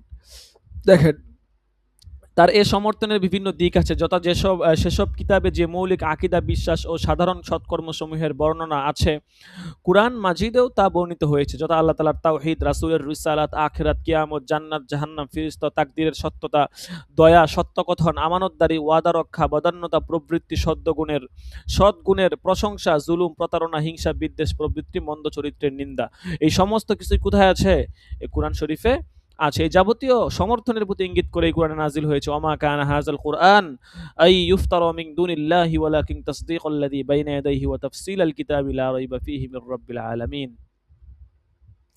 এরপরে আছে পূর্ববর্তী কিতাবসমূহ যে আল্লাহ পক্ষ থেকে অবতীর্ণ এবং তাতে যে ভবিষ্যৎবাণী করা হয়েছে তা সত্য এবং এই কিতাব তা প্রত্যয়ন করে। ইরশাদ হয়েছে, ওয়া আমিনু বিমা আনজালতু মুসাদ্দিকাল লিমা মাআকুম ওয়া লা তাকুনু আউওয়ালা কাফিরিন বিহি ওয়া লা তাশতারু বিআয়াতি সামানান কলিলা ওয়া ইয়্যায়া ফাত্তাকুন, ঠিক আছে। এরপরে আরো আছে, ইয়া আইয়ুহাল্লাযীনা উতুল কিতাবা আমিনু বিমা নাযালনা মুসাদ্দিকাল লিমা মাআকুম। অপর এক আয়াতে আছে, ওয়ালাম্মা জাআহুম কিতাবুম মিন ইনদিল্লাহি মুসাদ্দিকুল লিমা মাআহুম ইলা আখিরিল আয়া। আচ্ছা, এরপরের পয়েন্ট হচ্ছে পূর্ববর্তী কিতাবসমূহের সংরক্ষক। আগেরটা ছিল সত্যায়নকারী, পূর্ববর্তী কিতাবসমূহের সংরক্ষক। ওয়া আনজালনা ইলাইকাল কিতাবা বিল হাক্কি মুসাদ্দিকাল লিমা বাইনা ইয়াদাইহি মিনাল কিতাবি ওয়া মুহাইমিনা, ঠিক আছে, ওয়া মুহাইমিনান আলাইহি ফাহকুম বাইনাহুম বিমা আনজালাল্লাহু ওয়া লা তাত্তাবি আহওয়াআহুম ইলা আখিরিল আয়া। হযরত মাসিয়ার জবানিতে বলা হয়েছে, ওয়া ক্বালাল মাসীহু ইয়া বানি ইসরাঈল আ'বুদুল্লাহা রাব্বি ওয়া রাব্বাকুম ইন্নাহু মান ইউশরিক বিল্লাহি ফাকাদ হারামাল্লাহু আলাইহিল জান্নাতা ওয়া মাওয়াহুন নার। আরেক আয়াতে আছে, সুবহানাকা মা ইয়াকুনু লি আন আকুলা মা লাইসা লি বিহাক্ক ইন কুনতু কুলতুহু ফাকাদ আলিমতাহ তা'লামু মা ফি নাফসি ওয়া লা আ'লামু মা ফি নাফসিক ইন্নাকা আনতা আল্লামুল গুয়ুব। অপর এক আয়াতে আছে, ওয়া ক্বাদ কানা ফারীকুম মিনহুম ইয়াসমাউনা কালামাল্লাহ। কত নস লাগবে দেখছেন, কত সুন্দর পড়া। এরপরে আছে আরেক আয়াতে দেখেন সূরা বাকারার মধ্যে, ফাওয়াইলুল লিল্লাযিনা ইয়াকতুবুনাল কিতাবা বিআইদিহিম সুম্মা ইয়াকুলুনা হাযা মিন ইনদিল্লাহি লিয়াশতারু বিহি সামানান কলিলা। অপর এক আয়াতে আছে, ইউহাররিফুনাল কালিমা আম মাওয়াদিহি ওয়া নাসু হাজ্জাম মিম্মা যুকিরু বিহি। আরো বর্ণিত হয়েছে, ওয়া মিনাল্লাযিনা ক্বালু ইন্না নাসারা আখাযনা মিসাকাহুম ফানাসু হাজ্জাম মিম্মা যুকিরু বিহি। আরো আছে আল্লাহ তাআলা বলেন সূরা মাইদার মধ্যে, ইয়া আহলাল কিতাবি ক্বাদ জাআকুম রাসূলুনা ইউবাইয়িনু লাকুম কাসীরাম মিম্মা কুনতুম তুখফুনা মিনাল কিতাবি ওয়া ইয়াফু আন কাসীর। আচ্ছা, তাহলে আজকের পড়ার মধ্যে কঠিন কোনো বিষয় নেই। হ্যাঁ, মূল বিষয় হচ্ছে আজকের পড়ার মধ্যে কয়েকটা মৌলিক বিষয় বলা হয়েছে শিরোনাম আকারে। আমি একদম আপনাদেরকে মূল শিরোনামগুলা এখানে আপনাদেরকে দিয়েই দিয়েছি। পূর্ববর্তী কিতাবের সংরক্ষক, হ্যাঁ ঠিক আছে, আপনারা এরপরে দেখেন পূর্ববর্তী কিতাবের সমর্থক, হ্যাঁ, তারপর হচ্ছে যে এখানে আছে দেখেন কি আছে, আপনার কোরআন কোনো অভিনব কিতাব নয়, এটার সমর্থকে কিছু আয়াত, হ্যাঁ, তারপর আছে সমস্ত মানুষের জন্য হেদায়াত, হ্যাঁ, তারপর আছে এতে কোনো সন্দেহ নেই। এই যে ৫-৬টা আপনার মৌলিক পয়েন্ট, এই পয়েন্টের উপরে শুধু কিছু নজ দেওয়া হয়েছে। এখন পরীক্ষায় অনেক সময় আসতে পারে এরকম যে কুরআন যে পূর্ববর্তী কিতাবের সংরক্ষক সে সম্পর্কে আ কিছু নস উল্লেখ করুন। তো এখান থেকে আপনি কিছু নস শিখে রাখলেন, ব্যাস এগুলো দিয়ে দিলেন, ব্যাস। তো আজকের পড়ার মধ্যে এটাই হচ্ছে মৌলিক বিষয়, ঠিক আছে? এছাড়া আয়াতের তর্জমা দেওয়া আর কিছু নস দেওয়া, এতটুকুই। আচ্ছা, এটাই কোরআন মাজিদের একটা বৈশিষ্ট্য। কারণ এমন কোনো কিতাব আপনি দেখাতে পারবেন না যে কিতাব এরকম বৈশিষ্ট্যের অধিকারী। সন্দেহ নাই এমন কোনো, বা কোনো ভুল নাই এমন কোনো কিতাবের কল্পনাও করা যায় না। কোরআনই একমাত্র গ্রন্থ যেটার হচ্ছে কোনো ভুল নেই, সন্দেহ নেই। আচ্ছা। তো ২ নাম্বার সবক ছিল। ৩ নাম্বার সবকটা আমরা একটু দেখি। ৩ নাম্বার সবকটা যদি একটু বেশি বড় হয়ে যায় তাহলে আরকি আমরা ৩ নাম্বার সবকটা আরেকদিন পড়াবো। আর যদি দেখি যে না মোটামুটি অল্প-স্বল্প, তাইলে ৩ নাম্বার সবকটা আজকে পড়ায় ফেলবো। অনেক সময় মাত্র ২-৩ পৃষ্ঠা থাকে। আ আচ্ছা। আচ্ছা দেখেন, অল্প সময় তো ৩ নাম্বার সবকটা আমরা শেষ করে ফেলি। আ দেখেন একদম একটা করে পড়লে আবার শেষ নাও হতে পারে। কারণ সময় তো খুব কম। পরে দেখবেন যে খুব তাড়াহুড়া লেগে যাবে আরকি। কাজেই সুযোগ বুঝে আমাদের ক্লাসের টাইম যেহেতু আছে ১১টা পর্যন্ত আমাদের মূল সময়। তো আমরা ইনশাআল্লাহ ৩ নাম্বার সবকটাও দেখেন পড়ে ফেলি। এজাজুল কোরআনের ৩ নাম্বার দরস। প্রাথমিকভাবে এজাজুল কোরআনের উপরে প্রায় ২৮ টা দরসের মতো আছে। প্রাথমিকভাবে আপনার কোরআনের প্রাথমিক কিছু এজাজ, আমভাবে কিছু মুজিজা বলবে আরকি। এরপরে হচ্ছে যে খাস কিছু মুজিজা যেগুলো আপনাদেরকে আমি সূচিতে পড়ে শুনিয়েছিলাম। এগুলা যখন আপনারা পড়বেন একদম তথ্য পেয়ে ইনশাআল্লাহ আপনাদের ভালো লাগবে। চমৎকার তথ্য আছে। তো এর জন্য প্রতিটা সবাইকে উপস্থিত থাকা হচ্ছে জরুরি। আচ্ছা দেখেন, এজাজুল কোরআনের ৩ নাম্বার সবক। কোরআনের মাধুর্য যেভাবে মুশরিকদেরকেও আকর্ষণ করত। মূল হচ্ছে মোহাম্মদ আশিক বিল্লাহ তানভীর। আ দেখেন, এরকম কোনো গ্রন্থ পৃথিবীতে আছে বলে আমার জানা নেই, যেই গ্রন্থটা আমি নিজে দেখতে পারি না, আমি নিজে পড়তে পারি না, নাম শুনলে আমার মেজাজ গরম হয়ে যায়। কিন্তু আমি সেম সেই গ্রন্থের প্রতি আকৃষ্ট। বা আমার এই গ্রন্থ আমাকে এইদিকে গ্রন্থের প্রতি আমার টান তৈরি হয়, সেটা শুনতে মন চায়। অথচ এই গ্রন্থের নাম, এই গ্রন্থের উপর আমরা ঈমান আনি না। কিন্তু সেটার তেলাওয়াত আমার শুনতে মন চায়। পঠন আমার ভালো লাগে। এরকম কোনো গ্রন্থ আছে বলে কোরআনের মতো আমার জানা নেই। দেখেন, এই কুরআন হচ্ছে এমন গ্রন্থ, দেখেন ইন্নামাল মুমিনুনা ইযা যুকিরাল্লাহু ওয়াজিলাত কুলুবুহুম ওয়া ইযা তুলিয়াত আলাইহিম আয়াতুহু যাদাতহুম ঈমানা ওয়া আলা রাব্বিহিম ইয়াতাওয়াক্কালুন ইলা আখিরিল আয়াহ। তবে কুরআন যেহেতু সার্বজনীন গ্রন্থ, এজন্য শুধু মুমিন নয় বরং এর লালিত্য ও মাধুর্য স্পর্শ করে যায় মুমিন কাফির নির্বিশেষে সবাইকে, এমনকি স্রষ্টার বিদ্রোহী গুলাম উদ্ধত মুশরিকদের হৃদয়েও তা নাড়া দিয়ে যায়। রাসূল সাল্লাল্লাহু আলাইহি সাল্লাম মানুষকে কোরআনের পথে ডাকতেন, কোরআন পড়ে মানুষকে শোনাতেন। কাফেররা তখন এই কোরআনের বিরোধিতায় সর্বোচ্চ শক্তি নিয়ে অবতীর্ণ হতো। আল্লাহ তাআলা তাদের অবস্থা কোরআনে বলে দিয়েছেন। وقال الذين كفروا لا تسمعوا لهذا القرآن والغوا فيه لعلكم تغلبون। কিন্তু কোরআনের শক্তির বিরুদ্ধে কি কখনো জয়ী হওয়া যায়? ফলে তারা দিন পরাজিতই হতে থাকলো। একদিকে কোরআনের বিরোধিতা, অপরদিকে তাদের অবস্থা ছিল রাসূল সাল্লাল্লাহু আলাইহি সাল্লাম যখন প্রকাশ্যে অ্যা নামাজে তেলাওয়াত করতেন তখন কাফেররা দূরে সরে যেত। কিন্তু তাদের দূর থেকে আবার আর কানে চুপে শোনার চেষ্টা করত। যখন কেউ দেখে ফেলতো আস্তে করে কেটে পড়ত। আল বিদায়া ওয়ান নিহায়ার মধ্যে এই কথাগুলো আছে। আবু জাহেল, আবু সুফিয়ান ও আখনাস ইবনে শারিক মক্কার ৩ মুশরিকদের সর্দার। ৩ মুশরিক হচ্ছে সর্দার। নবীজি যখন রাতের নামাজে দাঁড়িয়ে তেলাওয়াত করতেন, তারা লোকচক্ষু ফাঁকি দিয়ে চলে আসতো কুরআন শুনতে। নবীজির ঘরের বাইরে গাবটি মেরে বসে কান পেতে শুনতো। সবাই একা আসতো। কেউ কারো খবর জানতো না। ভাবতো আমি একাই শুনতে এসেছি। এভাবে সারারাত তন্ময় হয়ে কুরআন তেলাওয়াত শুনতো তারা। একবারের ঘটনা দেখেন। অবস্থা দেখছেন, একবারের ঘটনা দেখেন কি বলে। এভাবে তারা সারা রাত কোরআন তেলাওয়াত শুনলো। যখন ভোর ঘনিয়ে এলো, চারদিক ফর্সা হতে আরম্ভ করলো, তড়িৎ ঘর পানে ছুট দিল। কিন্তু পথে ৩ জন একে অপরের মুখোমুখি হয়ে গেল। অপ্রস্তুত অবস্থা, ধরা খেয়ে গেল সবাই সবার কাছে। ৩ জনই একই অপরাধের অপরাধী। দিনভর যে কোরআনের বিরোধিতা, হ্যাঁ, যারা জোর প্রচারণা চালায় তারাই কিনা রাতের অন্ধকারে লোকচক্ষুর অন্তরালে এভাবে কোরআন শুনতে আড়ি পেতে বসে। সাধারণ জনতা ব্যাপারটা টের পেলে তা টের পেলে তো কোরআনের প্রতি তারা আরও ধাবিত হয়ে পড়বে। জনগণকে এভাবে তারা ভুলভাল বুঝিয়ে কোরআনের সংস্পর্শ থেকে নিবৃত রাখতে চাইছে। তা তার মাঠে মারা পড়বে। না, না, এরকম আর আসা যাবে না। তারা প্রতিজ্ঞা করলো, নিজেরাই নিজেদের ভর্ৎসনা করে ঘরে ফিরে গেল। দিন গড়িয়ে ফের রাত এলো, চারদিকে অন্ধকার ছেয়ে গেল। সবাই সবার জায়গা থেকে চিন্তা করলো, কাল যেহেতু সবাই ধরা পড়ে গিয়েছে, তাই আজ হ্যাঁ, তেলাওয়াত শুনতে কেউ যাবে না। আমি একা কিছুক্ষণ শুনে আসি। এভাবেই তিনজনেই একই চিন্তা নিয়ে প্রতিজ্ঞা ভেঙে চলে গেল কোরআন শুনতে। ভোরের আলো ফুটতেই একে অপরের হাতে আবার ধরা পড়লো। আবার আগের দিনের মতো নিজেদের ভর্ৎসনা করে যে যার মতো ঘরে চলে গেল। ওয়াদা করলো আর আসবে না। তৃতীয় রাত। প্রথম ও দ্বিতীয় রাতের মতো বিছানায় থাকতে পারলো না। অন্ধকার নেমে এলো আজও। তারা লুকিয়ে লুকিয়ে চলে গেল কুরআন শুনতে। বরাবরের মতো দেখা গেল তিনজনের। এখন তারা শক্ত হলো। বলল, আমরা মজবুত প্রতিশ্রুতিতে আবদ্ধ না হলে হবে না। এভাবে তারা পরস্পর অঙ্গীকারবদ্ধ হয়ে ঘরে ফিরল। বিভিন্ন কিতাবের সিরাত ইবনে হিশামে আছে, দালাইলুন নবুওয়াতে আছে, বাইহাকিতে, তাফসির ইবনে কাসিরের মধ্যে এই কথাগুলো আছে। প্রিয় শিক্ষার্থী, কি এমন আকর্ষণ রয়েছে কোরআনের তেলাওয়াতে যার কারণে এমন চিহ্নিত কোরআনের শত্রু রাতের অন্ধকারে ঘরে থাকতে পারে না? বিছানায় গা এলিয়ে বিশ্রাম নেওয়ার পরিবর্তে সারা রাত কষ্ট করে কোরআন শুনতে অস্থির হয়ে পড়তো। এটাই ছিল কোরআনের এক মহা অলৌকিকত্ব। কোরআনের অপার্থিব মাধুর্য ও অনিন্দ লালিত্যে বিমোহিত থাকতো মক্কার মুশরিকরা, প্রতিনিয়ত মক্কার মুশরিকরা। সরাসরি কোরআনের বিরুদ্ধে অবতীর্ণ হলেও কোরআনের অলৌকিকত্ব তারা যার প্রণয় আকর্ষণ বোধ করত।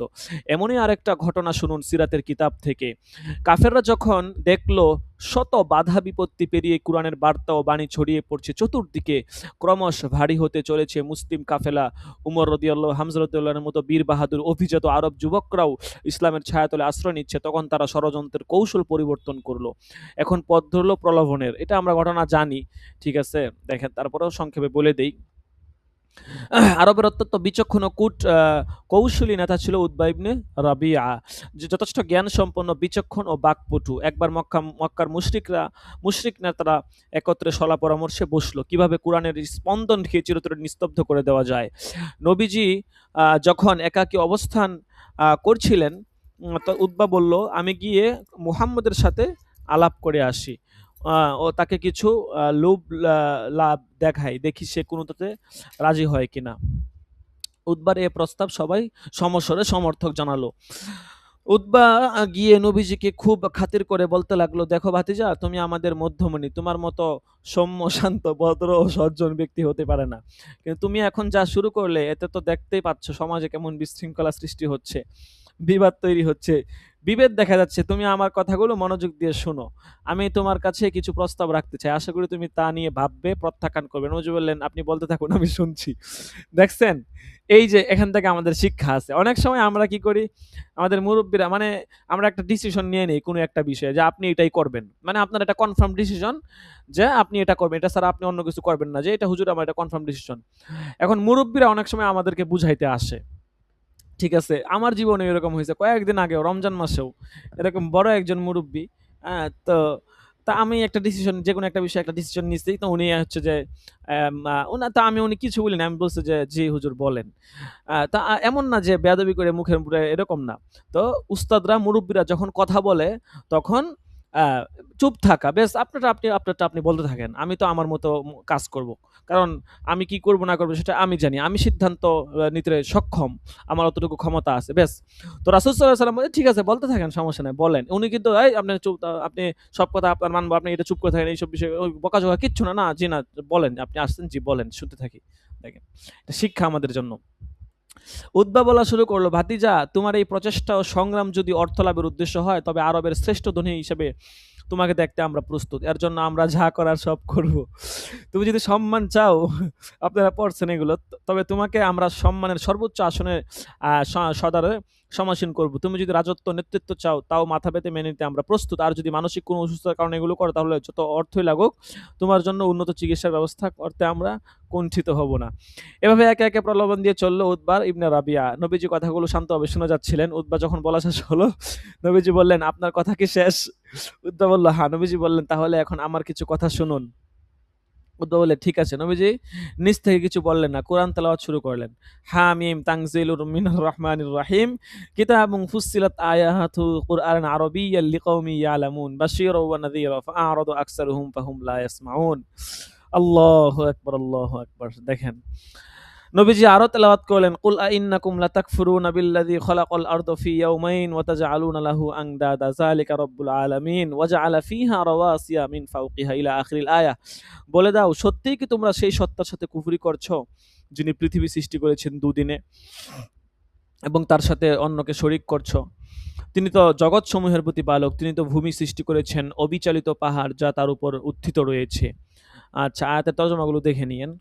নবীজি যখন কোরআন থেকে তেলাওয়াত করছিলেন, উতবা তন্ময় হয়ে শুনছিল। আয়াতগুলো তেলাওয়াত করে নবীজি বললেন, আমার যা শোনানো আমি শুনিয়ে দিয়েছি, এখন আপনি বিবেচনা করুন। জবানে নবী থেকে পবিত্র কোরআন তেলাওয়াতের উতবার হালত পরিবর্তন হয়ে গেল। সে উঠে চলে গেল গোত্রের কাছে। অপেক্ষায় থাকা মক্কার সর্দাররা দূর থেকে উতবার চেহারা দেখে বুঝতে পারলো এ আগের উতবা নয়। তারা জিজ্ঞেস করলো, ঘটনা কি ঘটলো? হে আবুল ওয়ালিদ, উতবার উপনাম।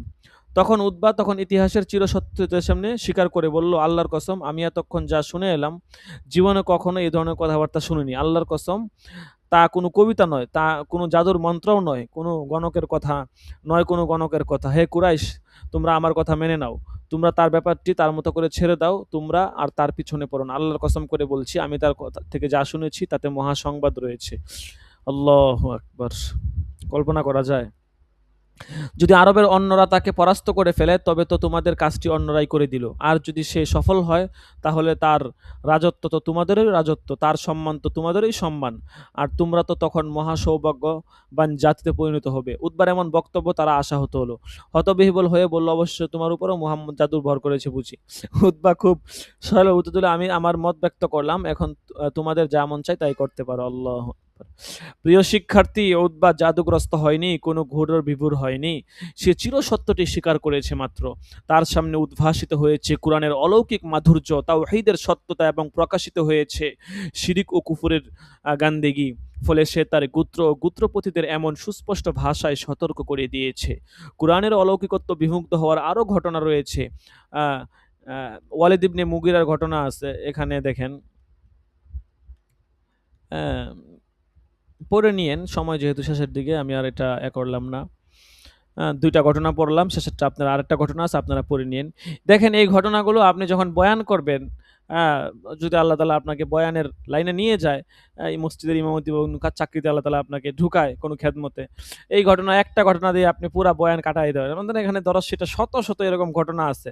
আপনার এই বয়ানের জন্য আপনার ওই কিনা লাগবে না, বয়ানের খুদবার বয়ান কিনা লাগবে না, এই দরস কোরআনের তাফসির দিয়ে আপনি আপনার সারা জিন্দেগি কাটাই দিতে পারবেন। আমাদের শীটে যেই পরিমাণ রেফারেন্স তথ্য আছে, ঠিক আছে, প্রত্যেকটা সবক দিয়ে আপনি বয়ান করতে পারবেন, প্রতিটা সবক দিয়া। এক দুইটা সাবজেক্ট ইয়ারাবুল কোরআন সারা, এগুলো ইয়ারাব তো আর বয়ানের বিষয় না, ওই দুই তিনটা সাবজেক্ট সারা প্রতিটা সাবজেক্ট দিয়া, প্রতিটা সবক দিয়ে আপনি বয়ান করতে পারবেন। এখানে যে তিনটা ঘটনা আছে, আপনি তো একটা ঘটনা বললে মনে করেন জুমার টাইম চলে যাবে, ঠিক আছে। এরকম চমৎকার চমৎকার ঘটনা আছে, এগুলা বক্তারা এগুলা আপনার আলোচনা করে বিভিন্ন জায়গাতে। তা আমাদের তো আলোচনা আমাদের সামনে প্রস্তুত, খুঁজাও লাগবে না, আমরা প্রস্তুত করে রেখে দিয়ে যে আপনারা শুধু পড়বেন। আচ্ছা, দেখেন, যাই হোক, দেখেন শেষে চলে আসছি, শেষ পৃষ্ঠা দেখেন। মোট কথা, কোরআনের বড় একটি মুজিজা হচ্ছে উদ্ধত মুশরিক এবং কঠোর কাফেররাও এর মাধুর্য অলৌকিকত্বে আন্দোলিত অভিমোহিত হয়। আর এমন বাঘা বাঘা শিল্পী, কবি, সাহিত্যিক এবং জ্ঞান, প্রজ্ঞা ও প্রতিভায় প্রসিদ্ধ দাপুটে অহংকারী সর্দার শ্রেণীর লোকেরাও প্রভাবিত হওয়া এ কথারই সুস্পষ্ট প্রমাণ বহন করে যে কোরআন একমাত্র আল্লাহ তাআলার পবিত্র কালাম, মানবীয় কোনো বাণী নয়। কেননা কোনো ধরনের মানবীয় বাণীর সামনে পরাস্ত হবার পাত্র তারা ছিল না। আল্লাহর কালাম বলেই তারা মাথা নোয়াতে বাধ্য হয়েছে। প্রশ্ন হচ্ছে, কোরআনের অপূর্ব সৌন্দর্য সবাইকে ছুঁয়ে গেলেও এর বার্তা ও শিক্ষার হাতছানি কেন সবাইকে স্পর্শ করেনি? হ্যাঁ, খুব সুন্দর একটা প্রশ্ন। কোরআনের সত্যাসত্যির ব্যাপারে এতটা স্বচ্ছ ও পরিষ্কার ধারণা থাকার পরেও কেন কোরআনকে দিল থেকে কবুল করে নিতে পারেনি তারা? এর উত্তর খুদ কোরআনই দিয়ে রেখেছে। অহংকার, হঠকারিতা, জেদ, জাতভিমান, প্রতিশোধ প্রবণ মনোভাব, ভোগবাদী মানসিকতা, অন্যায়, বাদানুবাদ ইত্যাদি জাহিলি বৈশিষ্ট্যগুলোই তাদের জন্য কুরআনের আলো গ্রহণে বড় বাধা হয়েছিল। উন্মুক্ত হৃদয়ে কুরআনের কাছে এলেই কুরআন তাকে ঢেকে নেয় হেদায়েতের চাদরে। আল্লাহ তাআলা বলেন, "ইন্না ফি যালিকা লাযিকরা লিমান কানা লাহু কলবুন আও আলকাস সামআ ওয়া হুয়া শাহীদ।" নিঃসন্দেহে এতে উপদেশ রয়েছে এমন ব্যক্তির জন্য যার আছে উন্মুক্ত হৃদয় কিংবা মনোযোগ দিয়ে যে কর্ণপাত করে। আচ্ছা, দেখছেন? এই যে শেষের কথাটা, এই কথাগুলো দেখছেন? এই কথাগুলো খুব সুন্দর সাহিত্যক, আ একদম কুরআনের সাথে যেরকম ভাষা যায় এরকম ভাষা দিয়েই কিন্তু বলা হয়েছে। আচ্ছা, আজকে আমরা এজাজুল কোরআনের ২ নাম্বার এবং ৩ নাম্বার সবকটা আলহামদুলিল্লাহ পড়ে ফেললাম। আমি আপনাদেরকে এখনই এটা দিয়ে দিচ্ছি, কারণ পরে আবার মনে থাকে না। সময়ের কাজ সময়ে না করলে আসলে দেখা গেছে কাজগুলো পরে অগোছালো হয়ে যায়। আল্লাহু আকবার, আল্লাহু আকবার। ইনশাআল্লাহ পড়ালেখা করেন, ফায়দা হবে। ঠিক আছে? জীবনে শিক্ষা কখনো জীবনে বেকার যায় না। ঠিক আছে? হয়তো ঠিক আছে, অনেক শিক্ষিত মানুষ, টাকা পয়সা ইনকাম করা এক জিনিস, আর হচ্ছে যে শিক্ষা ২ টা আরেক জিনিস। ২ টা ২ জিনিস। কিন্তু শিক্ষা যদি কেউ গ্রহণ করে, এই শিক্ষা কখনোই বেকার যায় না। হয়তো ইখলাসের সাথে পড়লে আল্লাহ তাআলা আপনাকে অবশ্যই আ বিনিময় তো অবশ্যই দিবেন, এবং এটার বিনিময় তো অবশ্যই আখিরাতে পাবেন। আ আর দেখা গেছে দুনিয়ার জীবনেও আপনার এরকম শিক্ষা গ্রহণ যেকোনো বিষয়ে আমরা যদি পারদর্শিতা অর্জন করি, আমাদের জানাশোনা থাকে, এটা ইনশাআল্লাহ কখনোই আমাদের আ ফায়দাহীন হবে না, উপকারহীন হবে না ইনশাআল্লাহ। আচ্ছা, ইআজাজুল কোরআনের ২ নাম্বার সবকটা গেল। আ তারপরে হচ্ছে ও আসসালামু আলাইকুম উস্তাদ জি। জি, উস্তাদ জি, এখন কি হাজিরা হয়ে যাবে? জি, হাজিরা হয়ে যাবে। উস্তাদ জি, একটু আমার হাজিরাটা দিয়ে দিলে ভালো হইতো। আমি কি একটু বেরোবো, তো মোবাইলে এমবি নাই যে হাজিরাটা দিব আর কি। ও আচ্ছা, বুঝতে পারছি। আচ্ছা, ঠিক আছে। আমি দিয়ে দিব। জি এজাজুল উস্তাদ জি, কোরআন, আচ্ছা ঠিক জাযাকাল্লাহ। আছে, আপনি বের হয়ে যান, সমস্যা নাই। এজাজুল কোরআনের আ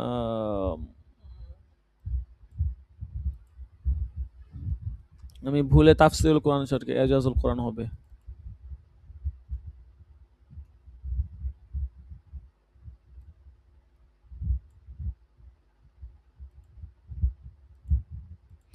আজকে হচ্ছে ২৮।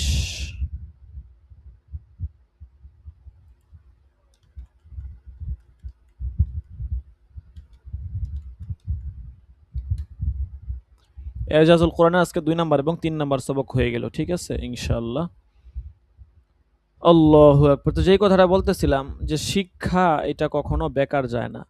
ঠিক আছে?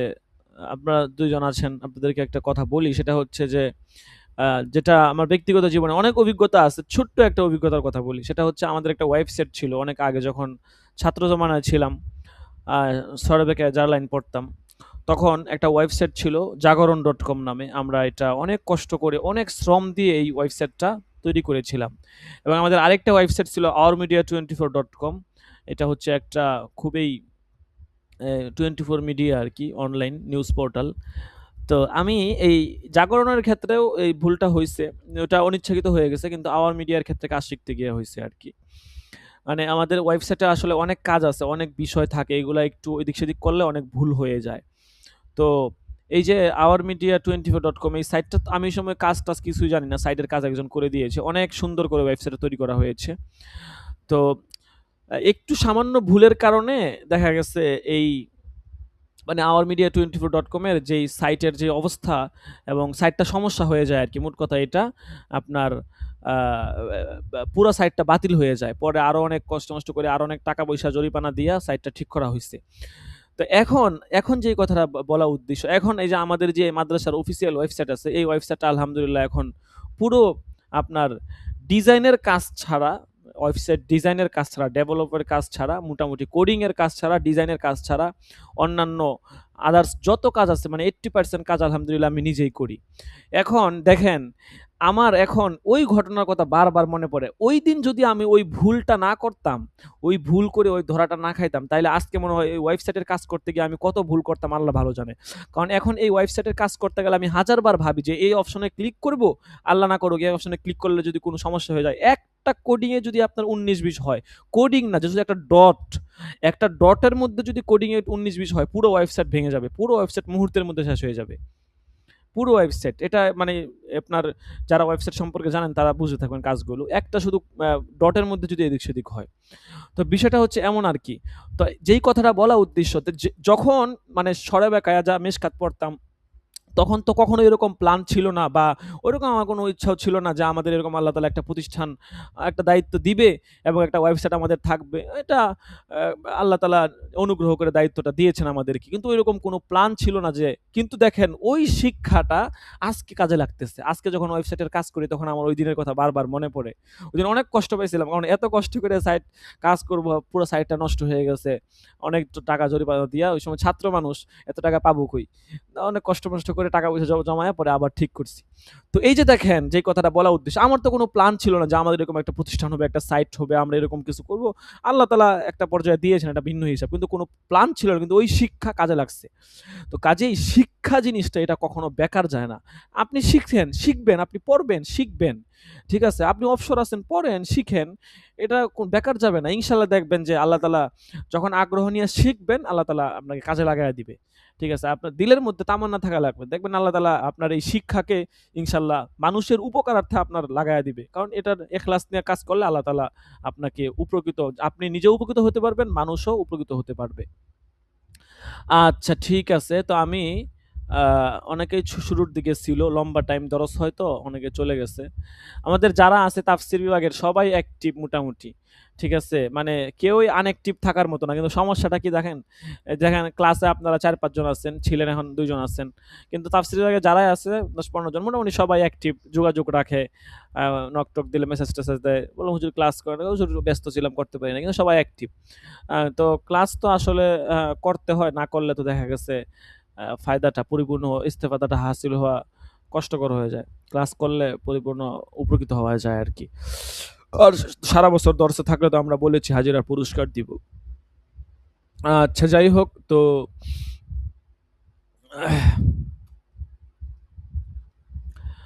আহ, এই প্রথম নাম্বার যে দেখালাম, মাশাআল্লাহ উনি তো খুব ব্যস্ত। আহ, আর কি বলবো, ব্যস্ততা, মানুষের ব্যস্ততা এত বেশি।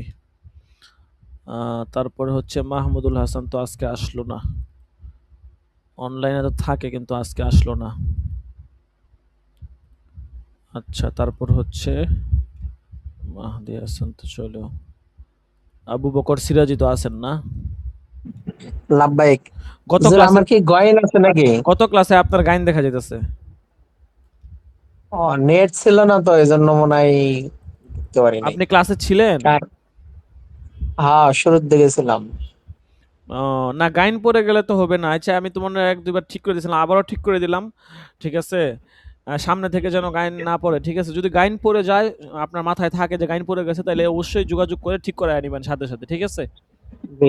হুজুর আরেকটা বিষয়, যে লাইভ যখন চলে ওই সময় যদি আমি লাভ চিহ্ন বা কোনো কিছু দিয়া বুঝে যে না আমি উপস্থিত আছি, এটা কি মানে দেখা যায় নাকি আপনার ওই জায়গায় হ্যাঁ থেকে হ্যাঁ অবশ্যই, হ্যাঁ পরবর্তীতে? অবশ্যই, হ্যাঁ হ্যাঁ দেখা যায়, হ্যাঁ দেখা কারণ যায়। বর্তমান তো ওই যে কারেন্টের একটা ঝামেলা চলতেছে কম ও বেশি সব জায়গায়।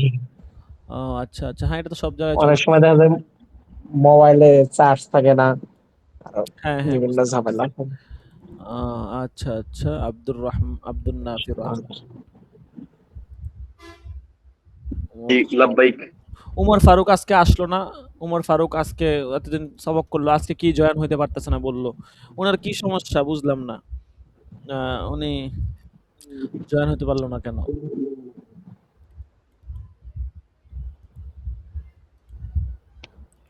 আল্লাহু আকবার।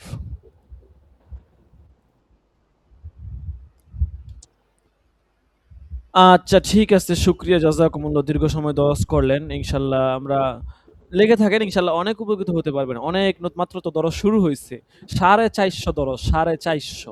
মাত্র আমরা পড়ছি কয়টা, মাত্র সব মিলায় 10টাও পড়ি নাই, ঠিক আছে। 450-র মতো দরজ, সেটা একদম হাতে গোনা 446টা দরজ শীট আছে, আমরা মাত্র পড়ছি হচ্ছে 4-5টা।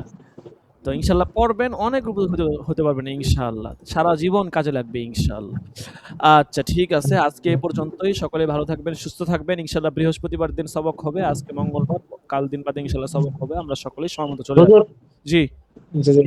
আরেকটা বিষয়, আমাদের এই যে বই যে অর্ডার দিছিলাম মানে এই দরসের, হ্যাঁ, ওইটা হ্যাঁ, টাকাটা দিয়ে দিলে ভালো হয়। তাইলে আরকি আমরা প্রিন্টে যাবো আরকি।